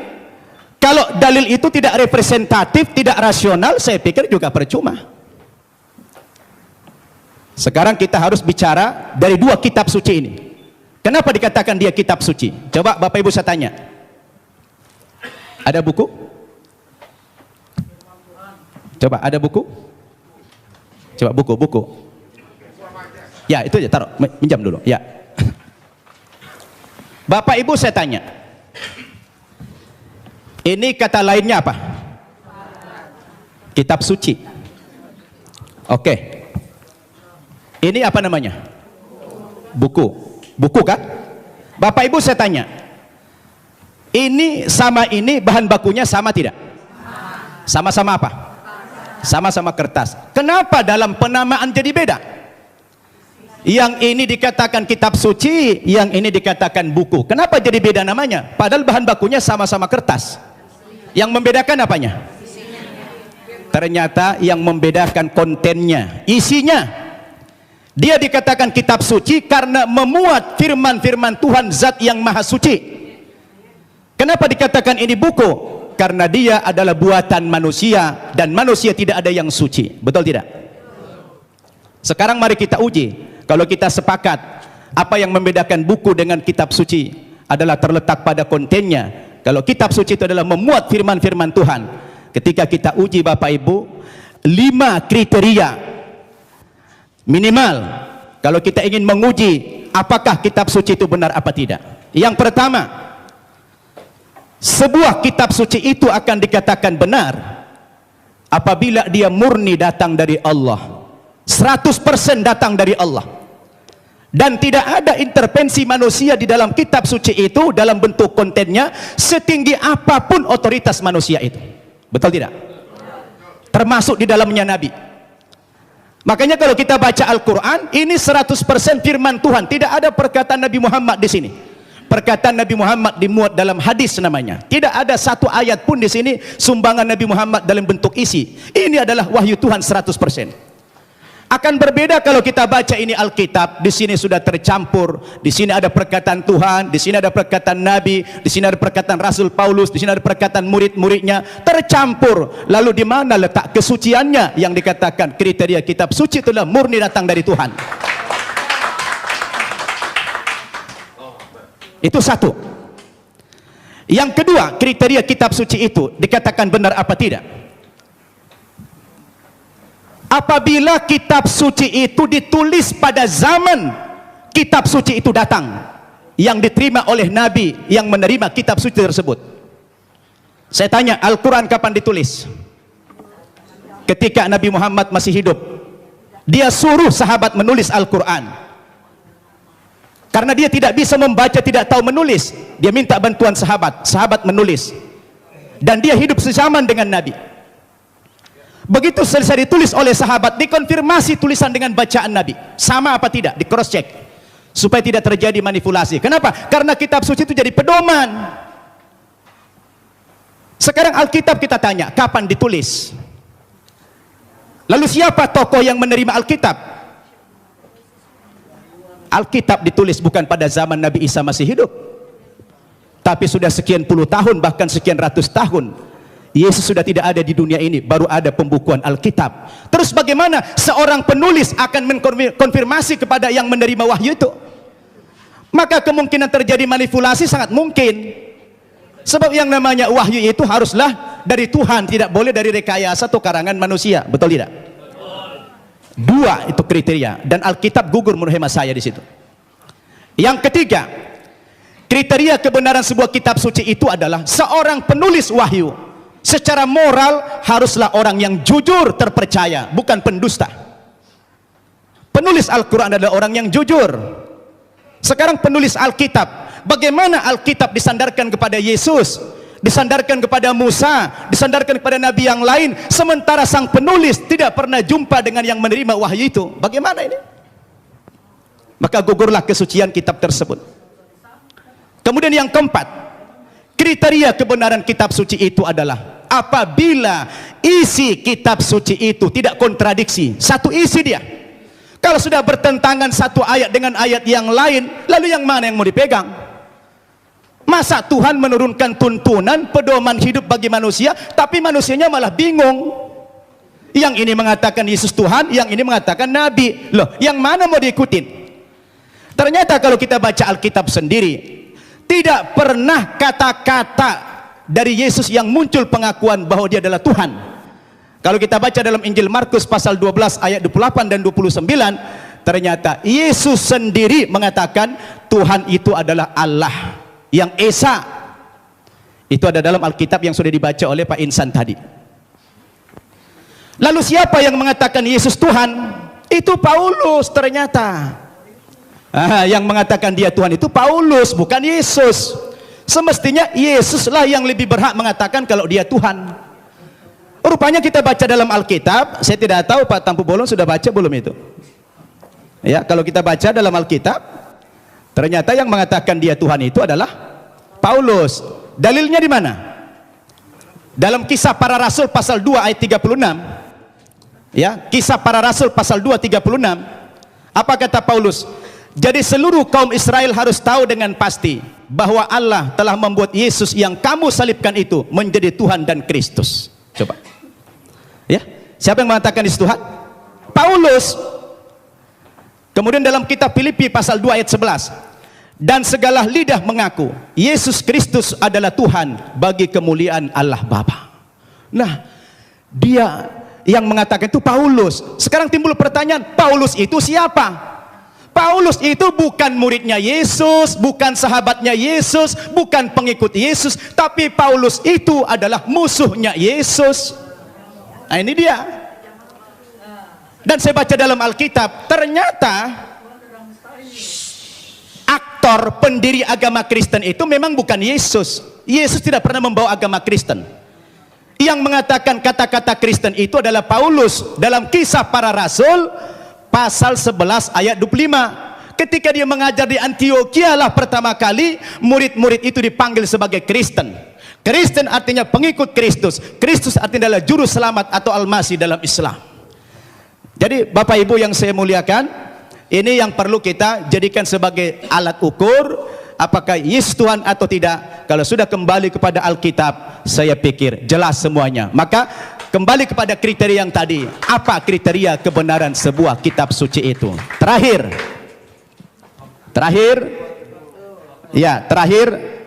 kalau saya baca dalam Alkitab, ada beberapa alasan-alasan yang mengatakan dalam iman Kristiani dikatakan dia Tuhan. Yang pertama, rupanya karena Yesus itu lahir tidak punya bapak. Karena ajaib dia lahir sehingga dianggap Tuhan. Lah kalau kita bicara logik, sebenarnya Nabi Adam itu lebih berhak menjadi Tuhan karena dia tidak punya bapak, tidak punya ibu. Yang kedua, dikatakan Nabi Isa atau Yesus itu pernah menghidupkan orang mati, lalu dikatakan Tuhan. Tapi saya baca dalam 1 Raja-Raja pasal 17 ayat 20 sampai 22, rupanya bukan Yesus satu-satunya yang pernah menghidupkan orang mati. Ada nabi yang lain namanya Elia. Elia juga pernah menghidupkan orang mati. Lalu kenapa Elia tidak dipanggil Tuhan? Ini menjadi pertanyaan yang menarik sekali. Sayang sudah dekat, saya sudah habis waktunya. Jadi terima kasih Bapak Ibu. Mudah-mudahan dialog kita terus berkembang. Wassalamualaikum warahmatullahi wabarakatuh. Waalaikumsalam warahmatullahi wabarakatuh. Bapak Ibu, inilah saatnya Bapak Ibu untuk bertanya. Assalamualaikum warahmatullahi wabarakatuh. Nama saya Winda dari BSD. Saya mau menanggapi masalah yang kita di Islam adalah kita diperintahkan juga dihimbau untuk berdebat seperti yang dikatakan, bermusyawarah pada saya sering bermusyawarah dengan teman saya di Malang. Dia dia orang Kristiani, bergereja di Betani, dan dia mengaku sekolah pendeta. Saya sering berdialog dengan dia dan pernah saya mengatakan dalam kasus penghinaan Nabi Muhammad ini, akhir-akhir ini saya pernah bertanya kepada dia, apa pendapatmu jika agamamu dinodai? Kemudian dia menjawab, Kristen bukan agama. Nah, dari situ saya bertanya-tanya, kalau memang Kristen itu bukan agama, lalu Yesus yang diimani oleh orang Kristiani sebagai Tuhan itu sebagai apa? Sedangkan kalau di Islam kan sudah jelas bahwasanya Islam adalah dinullah, agama Allah, salah satunya agama Allah yang diridhoi Allah. Tapi kok dengan dia berbicara seperti itu, teman saya yang itu bagaimana menurut Bapak dari Kristiani ini? Gitu, makasih. Adalah Allah, dan Allah itu adalah firman. Firman itu adalah roh. Jadi satu, tiga menjadi satu gitu. Jadi di sini dikatakan juga kalau saya nggak mau berdebat ya. Suami saya juga dulu Muslim. Suami saya Muslim selama 38 tahun pernikahan. Kami menjalani dengan sangat luar biasa. Dia Muslim, saya Kristen. Sampai satu saat sendiri, dia sendiri yang mau jadi Kristen. Tidak pernah saya suruh. Karena tidak ada paksaan kepada agama. Dan Kristen itu memang Yesus itu adalah jalan keselamatan. Karena dia berkata, akulah jalan hidup dan kebenaran. Tidak ada yang sampai kepada Bapa kalau tidak melewati aku gitu ya. Di kitab Yohanes 13 ayat 13 dikatakan, kamu menyebut aku guru dan Tuhan. Dan katamu itu tepat, sebab memang akulah guru dan akulah Tuhan. Jadi di situ dia katakan juga dia guru dan dia Tuhan. Dia katakan nabi, dia dikatakan segala macam dia dikatakan. Bahkan dihina, dipukul, diludahi, tendang. Tapi apa dikatakan waktu di kayu salib? Ampunilah mereka, karena mereka tidak tahu apa yang diperbuat mereka. Kenapa kok takut dia Yesus sama malaikat? Yesus itu adalah 100% manusia, 100% malaikat. Jadi waktu dia menjadi manusia, dia lemah. Siapapun kita, waktu kita menghadapi kematian, kita takut. Ya. Jadi sebagai manusia, dia takut. Dia takut, tetapi sebagai Allah dia tidak takut. Karena biarlah aku mati untuk menyelamatkan umat manusia. Aku mati dan aku hidup untuk membawa kamu ke surga. Aku akan pergi ke surga, menyediakan tempat bagi kamu yang percaya kepadaku. Akulah jalan hidup dan kebenaran. Dia berani berjanji. Jadi hanya itu yang bisa saya sampaikan. Hanya menjawab dari perkataan dari Bapak bahwa dia adalah Tuhan 100% dan dia manusia 100%. Rohullah kalimatullah Isa Al-Masih. Saya baca Quran juga. Terima kasih, Tuhan berkati. Tadi Pak Yohanes menyatakan bahwa Alkitab ini adalah bimbingan Roh Kudus dan ini merupakan firman. Jadi tidak boleh main-main dengan firman ini. Oke, sekarang saya coba mau membacakan satu di Korintus. Itu Paulus berkata, apa yang aku katakan, aku mengatakannya bukan sebagai seorang yang berkata menurut firman Tuhan. Dengan apa yang saya baca ini nampaknya kontradiksi Pak, karena Paulus sendiri dia mengaku bahwa apa yang diucapkan bukan firman Tuhan. Bagaimana Bapak bisa mengklarifikasi bahwa ini adalah firman Tuhan? Itu yang pertama. Dengan Pak Luga, tadi mengenai utusan Pak, tadi kita rame bicara mengenai utusan Yesus, utusan atau Tuhan. Di 13:13 yang tadi Ibu sampaikan tadi, itu Yesus berkata, aku guru dan aku Tuhan. Ya, tapi Bapak mungkin perlu cek dengan Pak Moko Ginta, Alkitab versi yang tahun 30 itu bukan Tuhan tapi Tuhan. Ya, jadi penambahan kata H itu berdampak sangat luar biasa. Tuhan Wisaksono menjadi Tuhan Wisaksono. Itu sangat bertentangan sekali, Pak. Oke, terus menyambung sedikit lagi di 13 Yohanes, masih di Yohanes juga, Yohanes 13 ayat 16, menurut saya sih ini ungkapan Yesus juga yang sangat jelas mengenai jati dirinya. Di mana Yesus berkata bahwa seorang utusan, dia utusan, ya. Tetapi menyatakan dengan jelas, utusan itu tidak lebih tinggi daripada yang mengutus. Jadi ini secara logika itu tadi seperti dikatakan Pak Nababan tadi, Akli tadi, kalau Yesus memang itu Tuhan, ya mestinya dia katakanlah, aku juga Tuhan, ya kan? Tapi dia bilang jangan jelas, seorang utusan tidak lebih tinggi daripada yang mengutus. Betul kan? Dan seorang hamba juga tidak lebih tinggi daripada yang menciptakan. Ya, terima kasih. Assalamualaikum warahmatullahi wabarakatuh. Assalamualaikum warahmatullahi wabarakatuh. Saya Mukti Ali, asal dari Sentul, Bogor. Tadi Pak Luga menjelaskan mengenai dari awal pernyataannya bahwa Yesus itu adalah Tuhan yang dahsyat, Tuhan yang hebat, Tuhan apa. Tapi tolong dijelaskan mengenai Matius 27:46. Itu peristiwa penyaliban ya. Sekitar jam 12 datang sebuah awan hingga kira-kira pukul 3 berteriaklah Yesus dengan suara yang nyaring. Eli Eli lama sabachthani. Tuhanku, Tuhanku, kenapa engkau tinggalkan aku? Lah, di sini kalau memang dia Tuhan, Tuhan yang dia panggil. Kemudian juga kok tidak sedahsyat yang Bapak sampaikan. Kemudian juga dalam tadi Bapak, mohon maaf Pak Yohanes, itu kan menyinggung masalah Lukas 4 ya.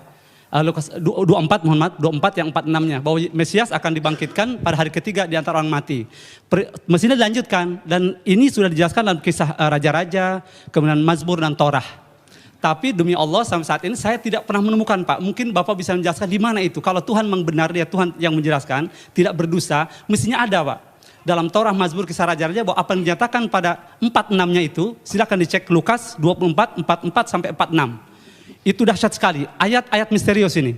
Jadi ternyata tidak ada, mohon maaf kalau saya katakan kok berdosa gitu. Assalamualaikum warahmatullahi wabarakatuh.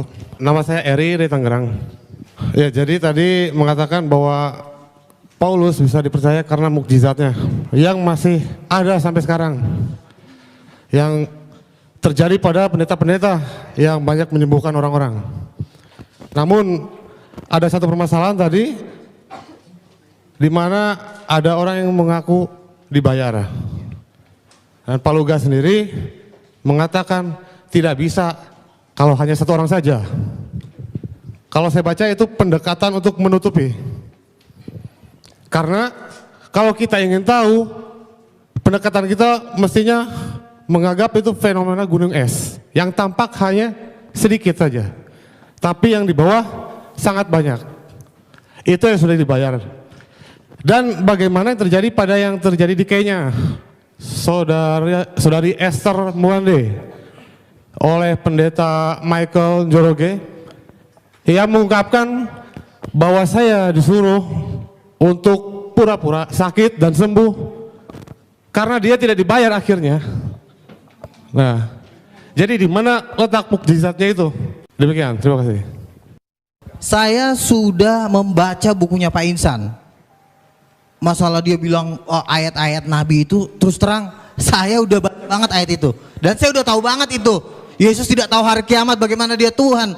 Kok dia yang nggak tahu hari kiamat? Terus terang, saya udah tahu banget itu. Nah sekarang saya sedang menunggu-nunggu, Tuhan kapan saya waktunya untuk menjelaskan ini. Saya pengen banget untuk menjelaskan ini. Dan waktunya adalah hari ini.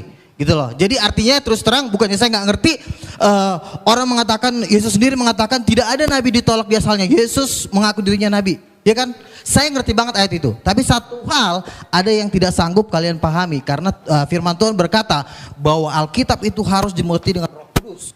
Daniel 1 ayat 20 dikatakan orang yang bisa mengerti firman Tuhan itu dikaruniai 10 kali lebih cerdas. Artinya membutuhkan hikmat Tuhan yang jauh lebih dahsyat. Bukan hanya sekedar firman Tuhan ditafsir sembarangan. Tidak seperti itu.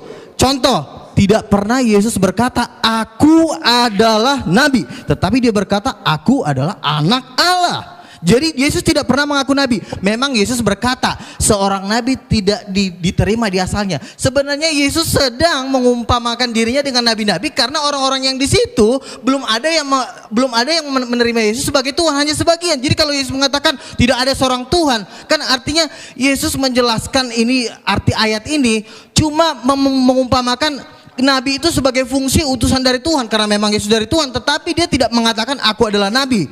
Nah, dari mana kita tahu bahwa Yesus tidak pernah mengaku nabi? Rasul Yohanes di dalam Wahyu 19 ayat 16 menjelaskan tentang arti anak Allah. Arti anak Allah bukan nabi, karena pada waktu Yesus datang kedua kali di jubahnya tertulis Raja segala raja, King of Kings. Mana ada raja segala raja? Banyak, kalau nabi kan banyak, tapi kalau raja segala raja, raja di atas segala raja, berarti udah nggak ada lagi di atasnya, berarti dia adalah Tuhan, the King of Kings. Jadi begini, kita tidak bisa menafsirkan kitab para nabi menurut apa kata Ahmed Didat, karena penafsiran-penafsiran Bapak Insan Mokoginta itu kan diambil dari Ahmed Didat, hikmat-hikmatnya doktor, profesor, doktor teologi yang nggak bisa buat apa-apa. Jadi penafsiran tentang Yesus harus diteguhkan dengan tanda-tanda mujizat, bukan hanya bergelar hanya doktor, profesor ditafsirkan. Contoh misalnya, inilah Nabi Yesus dari Nazaret. Memang banyak orang mengaku Yesus nabi, tetapi Yesus tadi menolak di Matius 16. Engkau adalah salah satu di antara para nabi. Jawab Yesus apa? Dia diam, dia tidak mengatakan, iya betul kamu mengatakan bahwa aku adalah nabi. Dan Yesus, tolong tunjukkan Pak Insan di mana Yesus berkata, akulah, bukan hanya ayat-ayat ini itu, tapi mana tunjuknya? Akulah nabi. Tetapi Yesus jelas berkata, aku adalah anak Allah. Dan penafsiran nggak boleh sembarangan, karena di 2 Petrus dikatakan tidak boleh orang menafsirkan kitab suci menurut kehendaknya sendiri. Haleluya. Berikan dulu kemuliaan buat Tuhan. Udah siapa banget. Mana? 2 Petrus 2:1. Orang basik. Nih. Yang terutama kamu harus ketahui. Aduh, tuh, Tuhan marah kan? Yang lain lo nggak punya.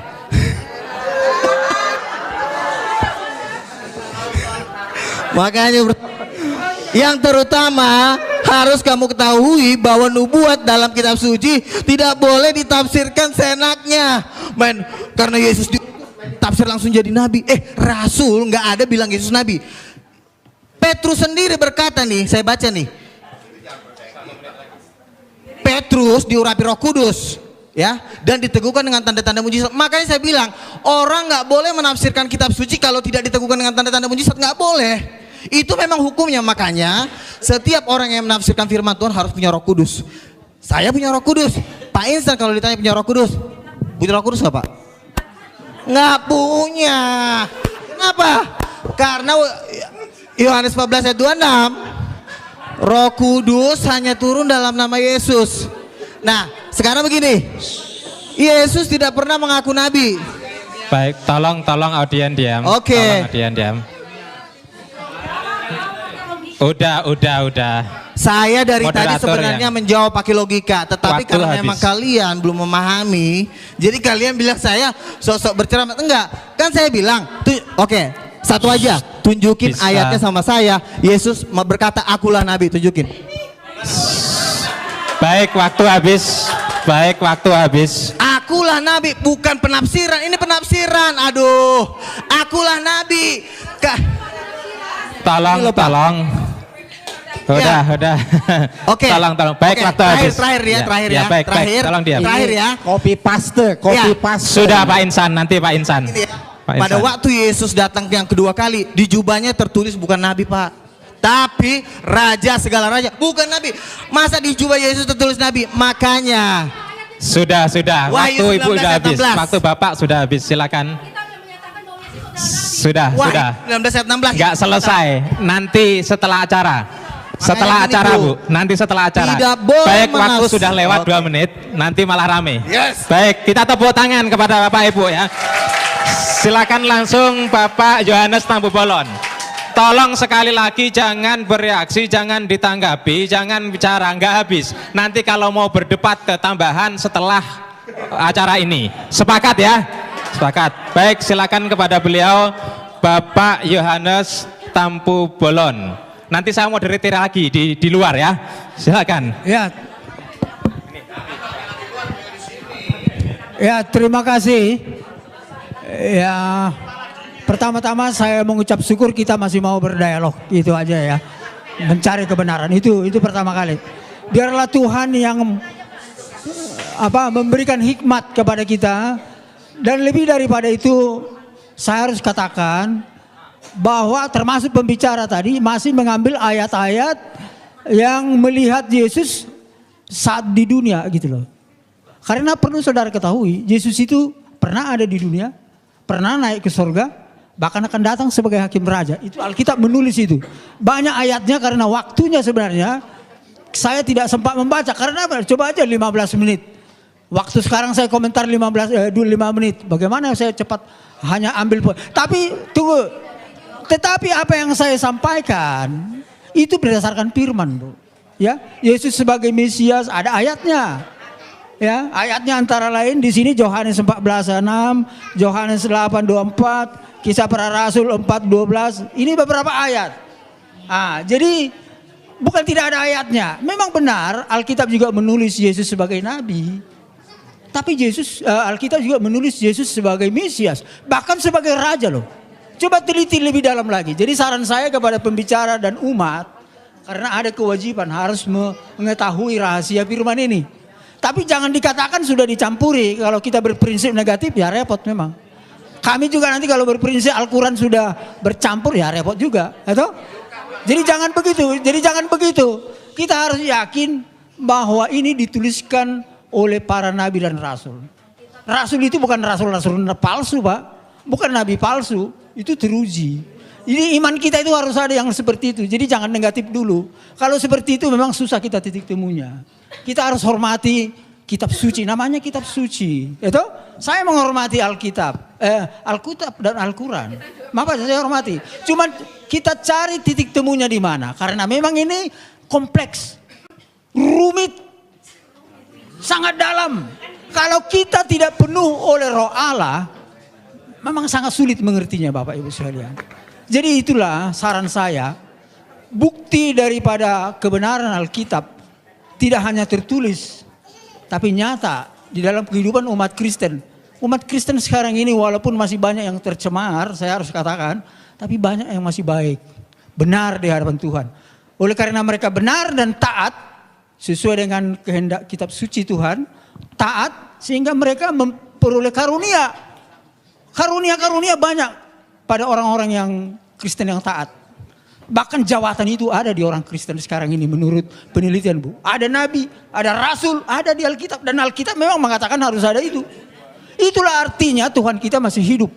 Roh Kudus masih ada. Jadi kalau misalnya Al-Quran tidak mengatakan tidak ada nabi, ya coba review lagi. Saya harus katakan review lagi. Karena apa? Tuhan itu adalah roh. Dia berfirman melalui nabi dan rasulnya. Apakah Tuhan kita mati tidak berfirman lagi sekarang? Ini pertanyaan saya kepada saudara-saudara. Saya ini orang bernubuat, mendapat rahasia Tuhan melalui mimpi, penglihatan, firman rema, mujizat. Ini yang saya tuliskan ini. Rahasia gempa banjir itu di sini, Pak. Itu menyaksikan Yesus yang datang sebagai hakim raja. Ini kenyataan. Ada di Alkitab, bahkan katanya tadi di Al-Quran ada, belum saya baca memang. Ya puji Tuhan ada titik temunya. Nah, jadi di sini kita mari pencerahan. Satu poin lagi yang harus saya sampaikan dari berbagai pertanyaan tadi, ya. Ada keunggulan daripada pengikut Kristen daripada saudara kita Islam. Menguasai ilmu pengetahuan dan teknologi. Karena apa? Karena Roh Kudus itu ada di dalam hati kita ini. Roh itu adalah Roh Allah sendiri. Berkuasa dan dahsyat. Itu saudara Bapak Ibu. Tapi kuncinya itu ketika kita percaya kepada Isa Al-Masih karena mengkuduskan kita. Karena kita ini sudah berdosa. Hanya Yesus telah datang mensucikan kita. Sehingga kita bisa seperti gambar Allah. Sifatnya Allah. Benar saudara-saudara. Saya menjadi saksi nih sekarang ini. Kuasa dukun itu gak pernah mampan kepada saya. Itu saudara-saudara. Bahkan saya menghancurkan kuasa iblis bisa. Oh bayangkan itu. Oh saya saksi itu. Banyak pengalaman saya. Nanti suatu saksi saya saksikan suatu saat. Habis ya, puji Tuhan, terima kasih. Kita tepuk tangan sekali lagi. Jangan sampai ada kuasa-kuasa iblis di sini, pasti akan lenyap. Baik, untuk yang ketiga 5 menit kepada beliau Pak Insan Moko Ginta dipersilakan. Tolong jangan pulang dulu. Ya, baiklah. Mana-mana? Mic itu lebih bagus barangkali. Tes, ya. Ya, tadi kita sudah mendengar bahwa kata Pak Luga Tambunan, mana ada dalilnya Yesus mengatakan dia Tuhan, Nabi. Ternyata ini semua empat Injil kan? Ini kata siapa ini? Kata siapa semua ini? Kata Yesus kan?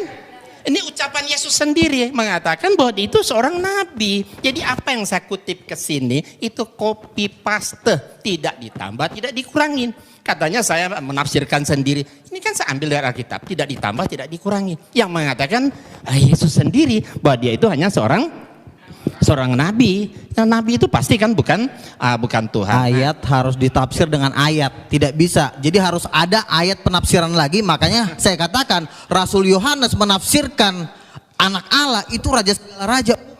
Jadi harus ada penafsiran ayat dengan ayat. Tidak bisa ini kan seperti itu. Saya. Jangan diambil lah waktu saya. Ya. Jadi Yesus itu manusia dia nabi bukan Tuhan. Bahkan ada di sini ia bukan manusia. Sebab aku ini Allah dan bukan manusia. Jadi Yesus itu nggak mungkin Allah. Allah aja nggak bisa jadi manusia, bukan manusia apalagi Yesus. Nah, baik, saya akan melanjutkan ini. Komentar para tokoh Kristen dan Katolik tentang ketuhanan Yesus. Nah, saya punya buku. Ini ditulis oleh seorang Kristen namanya Franz Donald. Dia Kristen Tauhid namanya, tidak percaya Yesus Tuhan lagi. Ya, nah, dalam buku ini saya kutip. Ya, kita lihat komentar dan berani para tokoh Alkitab dalam seminar diskusi intelektual keilahian Yesus Kristus dari perspektif Alkitab. Nah, kita lihat pertanyaannya, mana yang benar? Yesus Kristus itu anak Allah atau Allah anak atau keduanya atau lainnya? Nah, pendeta Dri ini Brotosudarmo, dia mengatakan Yesus adalah dikatakan Yesus adalah anak Allah, bukan Allah anak. Nah, ini saya tegaskan, di dalam Yesus kita dapat mengenal Allah. Kemudian kita lihat Profesor Banawi Ratman. Saya tidak mengatakan Yesus itu Allah. Yesus itu anak Allah. Dan dogma Yesus sebagai Allah adalah hasil rumusan Konsili Nicea tahun 325 Masehi. Konsili Nicea inilah yang menjadikan Yesus sebagai anak Allah. Beliau menegaskan pula bahwa konsili itu tidak alkitabiah. Nah, kesalahannya katanya dogma teologi dianggap bisa memberikan kesimpulan tentang Trinitas yang terjangkau, padahal tidak. Saya tidak setuju dengan bahasa dogma. Saya lebih suka memilih yang sederhana, yaitu bahasa Alkitab. Yesus bukan Allah, tapi Yesus jalan menuju Allah. Beliau menegaskan pula bahwa memang saat ini jemaat-jemaat sudah punya tradisi bahwa Yesus adalah Allah. Gereja sangat sulit mengubah teks liturgis yang bernada dogmatis. Ungkapnya, beliau mengungkapkan, andai kata gereja-gereja berani sepakat untuk merombak dogma liturgis, maksudnya tentang Trinitas, ya silakan. Nah, ya kan? Nah, kemudian ini Hortensius. Dia sarjana sekolah tinggi filsafat. Dalam acara tersebut beliau katakan apa? Yesus itu tidak pernah memperkenalkan dirinya sebagai Allah. Yang juga dikatakan Paulus tidak pernah menyebut Yesus Kristus sebagai Allah. Jadi beliau yang sangat paham bahasa Ibrani dan Yunani menegaskan pula, harus ditegaskan bahwa dalam perjanjian baru tidak pernah ada rumusan Yesus adalah Allah. Nah, dengan sangat berani dan tajam beliau sampaikan pendapatnya yang sangat mengagetkan para hadirin yang mendengarnya. Kata beliau, saya keberatan dengan istilah Allah Bapa, Allah Anak dan Allah Roh Kudus. Selanjutnya beliau katakan, Yesus itu jalan menuju Allah. Rumusan 100% Allah, 100% manusia itu hasil konsili Kalkedon, bukan kitab suci. Dalam Alkitab Yesus tidak pernah disebut sebagai Allah sejati. Menurut Romo Tom Yakob dari Katolik ini. Ya, kalimat Yohanes pasal 1 ayat 1 seperti yang dikutip Ibu tadi juga, firman itu adalah Allah. Beliau tegaskan, Yohanes justru menekankan bahwa firman tidak sama dengan Allah, tapi bersama-sama dengan Allah. Nah, satu lagi terakhir, yang paling menarik, salah satu pertanyaan jamaah kepada pastor. Bagaimana pengalaman Anda selama menjadi pengikut Yesus? Romo menjawab, itu adalah sebuah pertanyaan yang sangat bagus. Dulu sebelum tahun 1974, kehidupan saya tidaklah baik. Dan saat itu sebelum tahun 74 saya yakin Yesus sungguh Allah dan sungguh manusia.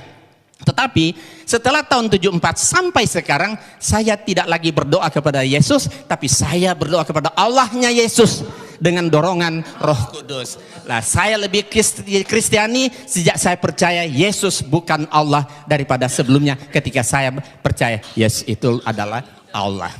Sedikit ya, sedikit ya. Dan nah, ini terakhir sekali lagi, siapakah dari pertanyaan yang diajukan kepada pembicara, siapakah Yesus menurut Alkitab? Apakah dia Allah sejati atau bukan? Nah, 3 dari 4 narasumber Kristen itu mengatakan Yesus itu bukan Allah sejati. Allah adalah Bapa dan Yesus itu utusan Allah. Berarti nabi kan? Yang menjadi jalan bagi manusia untuk menuju kepada Allah. Nah, rumusan Konsili Nicea tahun 35 mengatakan ya, dogma Trinitas sudah waktunya ditinjau kembali atau dirombak atau bahkan ditinggalkan sama sekali. Gitu. Sedikit ya. Itu pendapat para pakar. Baik. Bukan 12 rasul. Nah, Anda mau hidup menurut kata pakar atau 12 rasul? Karena pakar-pakar ini nggak ada kuasa, nggak ada tanda-tanda mujizat. Baik, terima kasih. Nah, jadi kalau mau ikut percaya sama orang pemimpin, ikutilah para penginjil-penginjil dunia yang telah melakukan dan kesaksian mereka, bukan kata ini. Mereka ini juga kita nggak tahu siapa, yang kita percaya aja, jangan-jangan mereka udah di neraka lagi. Terima kasih Pak Luka. Nanti ada waktunya dalam debat yang ketiga, Pak. Silakan yang terakhir kepada Ustadz Samsul Arifin Nababan. Waktu kita berikan 5 menit. Tolong diingat bicara yang padat, rinci dan jelas, singkat. Kepada beliau dipersilakan. Terima kasih Bapak Ibu, sudah kupas tuntas semua jawaban-jawaban dari pembicara. Saya hanya ingin tegaskan kembali bahwa Pak Tambunan maupun Pak Tampu Bolon lebih banyak berbicara dalam dialog ini dengan mengembalikan kepada dogma saja. Semestinya kita dialog begini harus dialog konsep. Jadi kita semua kembali mengacu kepada nas. Dan kita semuanya pakai copy paste. Tapi Bapak berdua tadi selalu mengembalikan kepada dogma. Jadi atas bimbingan Roh Kudus. Dan tanpa diperinci apa itu Roh Kudus dan siapa itu Roh Kudus. Mengambang. Kalau tadi beliau berdua menjelaskan, terutama Pak Tambunan, tidak ada nas dalam Alkitab aku adalah nabi tapi anak Allah. Itu bisa dibaca dalam Matius pasal 3 ayat 16 sampai 17. Sesudah dibaptis, Yesus segera keluar dari air dan pada waktu itu juga langit terbuka. Dan ia melihat roh Allah seperti burung merpati turun ke atasnya. Lalu terdengarlah suara dari sorga yang mengatakan, inilah anakku yang kukasihi, kepadanya lah aku berkenan. 1. Kemudian dalam Injil Lukas pasal 4 ayat 41. Dari banyak orang keluar juga setan-setan sambil berteriak, engkau adalah anak Allah. Lalu ia dengan keras melarang mereka dan tidak memperbolehkan mereka berbicara karena mereka tahu bahwa ia adalah Mesias. Begini. Kalau memang kata anak Allah itu indikatornya bahwa Yesus adalah Tuhan, mestinya orang Kristen harus konsisten. Ada terlalu banyak yang menjadi Tuhan di dunia ini. Kenapa? Karena ternyata yang dikatakan istilah anak Allah itu bukan cuma Yesus. Coba dibaca dalam kitab Matius pasal 5 ayat 9, Injil Matius pasal 5:9 dikatakan di sini, berbahagialah orang yang membawa damai karena mereka akan disebut anak-anak Allah. Nah, berarti siapa yang membawa perdamaian di dunia ini semua anak Allah. Berarti anak Allah itu bukan cuma Yesus. Kalau begitu yang membawa damai Tuhan semua jadinya. Nah, jadi ini perlu dipahami. Maka dalam Islam kata anak Allah itu bukan Tuhan tapi hamba. Abduhu wa rasuluh, hamba dan utusannya. Jadi malah membingungkan kalau dikatakan Yesus itu anak Allah lalu dipresentasikan sebagai Tuhan. Berarti bagaimana dengan dalil ini Injil Matius tadi? Semua orang yang mendamaikan di dunia ini akan dipanggil sebagai anak-anak Allah. Berarti Tuhan juga dong. Nah, ini secara logik dan berdasarkan nas. Nah, oleh karena itulah sebetulnya boleh dikomentari, silakan. Gini, ini ayat ini sering banget saya dengar ya. Jadi begini loh, bedanya seperti ini. Lihat, perhatikan, jangan ketawa dulu. Anak-anak Allah, Yohanes 1:12, barang siapa percaya kepada dia akan diberi yang kuasa supaya sebagai menjadi anak-anak Allah. Beda dengan Mesias, anak Allah. Kenapa bedanya? Karena semua nabi-nabi itu dipenuhi Roh Kudus disebut juga anak-anak Allah. Tetapi bedanya apa? Mesias itu sudah dijanjikan dari zaman dulu. Nabi-nabi menjanjikan Mesias. Akan datang Mesias, Nabi satu ngomong nanti akan datang Mesias, Nabi satu ngomong sampai Nabi Yesaya sampai Nabi terakhir nanti akan datang Mesias. Kira banyak di Yesaya nabi-nabi itu menubuatkan. Kalian kalau saya ngomong jangan teriak-teriak dulu, ntar kalian nggak ngerti gitu loh. Gini lihat, nabi-nabi menubuatkan tentang kedatangan Mesias itu ada di Perjanjian Lama. Nabi-nabi ini pada waktu Yesus tadi yang saya pertama kali mengatakan, di situ dikatakan Mesias anak Allah, bukan hanya anak-anak Allah. Bedanya apa?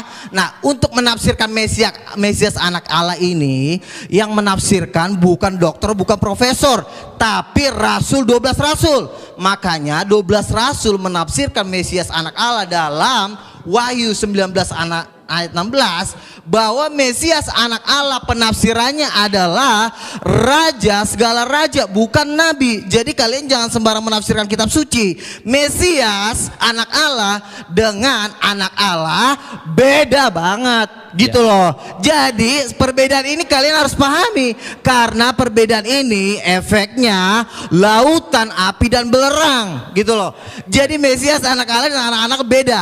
Itu yang saya pahami dan yang saya pelajari selama ini, karena saya udah tahu jawaban pertanyaan kalian pasti itu gitu loh. Jadi itu gantian. Saya belum selesai tadi. Itu sanggahan dari beliau. Kita jadi bingung nih. Kenapa bingung? Kita kan membaca Alkitab ini justru kita menghindari tafsir.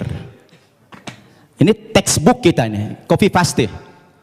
Kalau memang tulisan-tulisan kami yang mengambil dari Alkitab ini dianggap salah, padahal ini adalah textbook kami menulis di sini. Terus apalagi yang dipakai sebagai hujah, sebagai jangan baca argumen. satu ayat aja Pak. Makanya baca juga kitab Wahyu. Jangan cuma baca. Saya mau kembali kepada teks lagi. Di antara indikasi juga Yesus bukan Tuhan, saya baca dalam Injil Markus pasal 13 ayat 31 sampai 32. Dikatakan dalam ayat ini, Yesus tidak tahu kapan kiamat itu terjadi. Masa ada Tuhan tidak tahu kiamat kapan terjadi? Nah, ini menjadi pertanyaan yang menarik sebetulnya. Jadi ini tanpa tafsir, ini bukan tafsir. Jadi ini bukan tafsir, kami nggak berhak menafsirkan. Makanya kami hanya textbook saja. Kembali kepada copy paste ini. Nah, terkecuali kalau bapak-bapak tidak lagi mengakui Alkitab ini, lain soal. Jadi kalau mau dibantah, sebetulnya jangan dibantah kami, dibantah saja itu Alkitab, karena kami hanya menyadur saja. Iya, demikian. Terima kasih. Makanya Pak, kesimpulan dari seluruh Injil itu ada di kitab Wahyu. Jangan kalian baca cuma kitab Injil doang. Tapi kitab Wahyu kalian baca, itu kesimpulan dari seluruh Injil itu ada di kitab Wahyu. Jadi kalau mau kalian, ntar lupa. Kalau kalian mau menafsirkan, kalau kalian mau menafsirkan Alkitab, baca kitab Wahyu, karena di kitab Wahyu dikatakan di seluruh umat, seluruh malaikat itu menyembah Yesus, ada ayatnya di kitab Wahyu. Makanya baca kitab Wahyu, karena kitab Wahyu itu penafsiran dari rasul-rasul. Saya bacakan ya, saya bacakan. Baik Bapak, saya kasih waktu setengah menit, tidak lebih, tidak kurang. Setelah itu Bapak nggak bicara lagi. Wahyu setengah menit ya, Wahyu 5 ayat 11, maka aku melihat dan mendengar suara banyak malaikat di sekeliling tata makhluk-makhluk dan tua-tua, itu jumlah mereka berlaksa-laksa. Katanya dengan suara nyaring, anak domba yang disembelih itu layak menerima kuasa dan kekayaan, hikmat, kekuatan, pujian sampai selama-lamanya. Dan saya lanjutkan ke ayat 14, dan keempat makhluk itu berkata amin, dan tua-tua itu jatuh tersungkur dan menyembah Yesus. Ada ayatnya Yesus disembah. Kalian kan berkata, mana ayatnya Yesus sembahlah aku? Ini ayatnya bacaan termasuk. Sudah setengah menit. Ya. Terima kasih. Ya, baik, Pak baik. Insan setengah menit. Ya, sebenarnya kitab Wahyu yang menjadi rujukan beliau Udah. Wahyu kepada Yohanes itu mimpi. Bukan wahyu. Mimpi Yohanes di Pulau Patmos. Itu kan kata Bapak. Jadi mimpi Sudah, panjang. Pak. Ya. Sebentar, mimpi panjang berseri ya. Makanya kitab Wahyu merupakan salah satu kitab yang paling sulit sekali ditafsirkan. Andes itu rasul terkasih Ya, loh. paling Sudah, sulit Pak. ditafsirkan karena ini cuma mimpi. Nah, zaman dulu ditulis mimpi, kemudian dirubah lagi kenyataan. Sekarang dirubah lagi menjadi wahyu supaya keren, biar keren kelihatan. Sudah. Diganti Cukup. wahyu. Baik Pak Insan, cukup. Kita tutup. Karena bukan mencari kemenangan dan bukan mencari kekalahan. Masing-masing berdakwah kepada yang lain. Silakan yang umat Islam itu tadi dengarkan, renungkan terhadap Bapak Luga Tambunan dengan Pak Yohanes Tampu Bolon. Yang Nasrani silahkan renungkan. Terima kasih kepada Ketua Panitia yang menyelenggarakan acara ini, cukup sukses Pak Ketua. Kemudian kepada para pembicara Ustadz Samsul Arifin Nababan, Bapak Insan Moko Ginta, Bapak Luga Tambunan yang saya suka semangatnya ini, masih muda. Kemudian Bapak Yohanes Tampu Bolon yang lebih bijak, santai, tenang, dan juga semua audien yang hadir di sini, semoga seluruhnya mendapatkan hidayah dari Allah Subhanahu wa taala. Terima kasih dari kami. Billahi taufik wal hidayah. Assalamualaikum warahmatullahi wabarakatuh.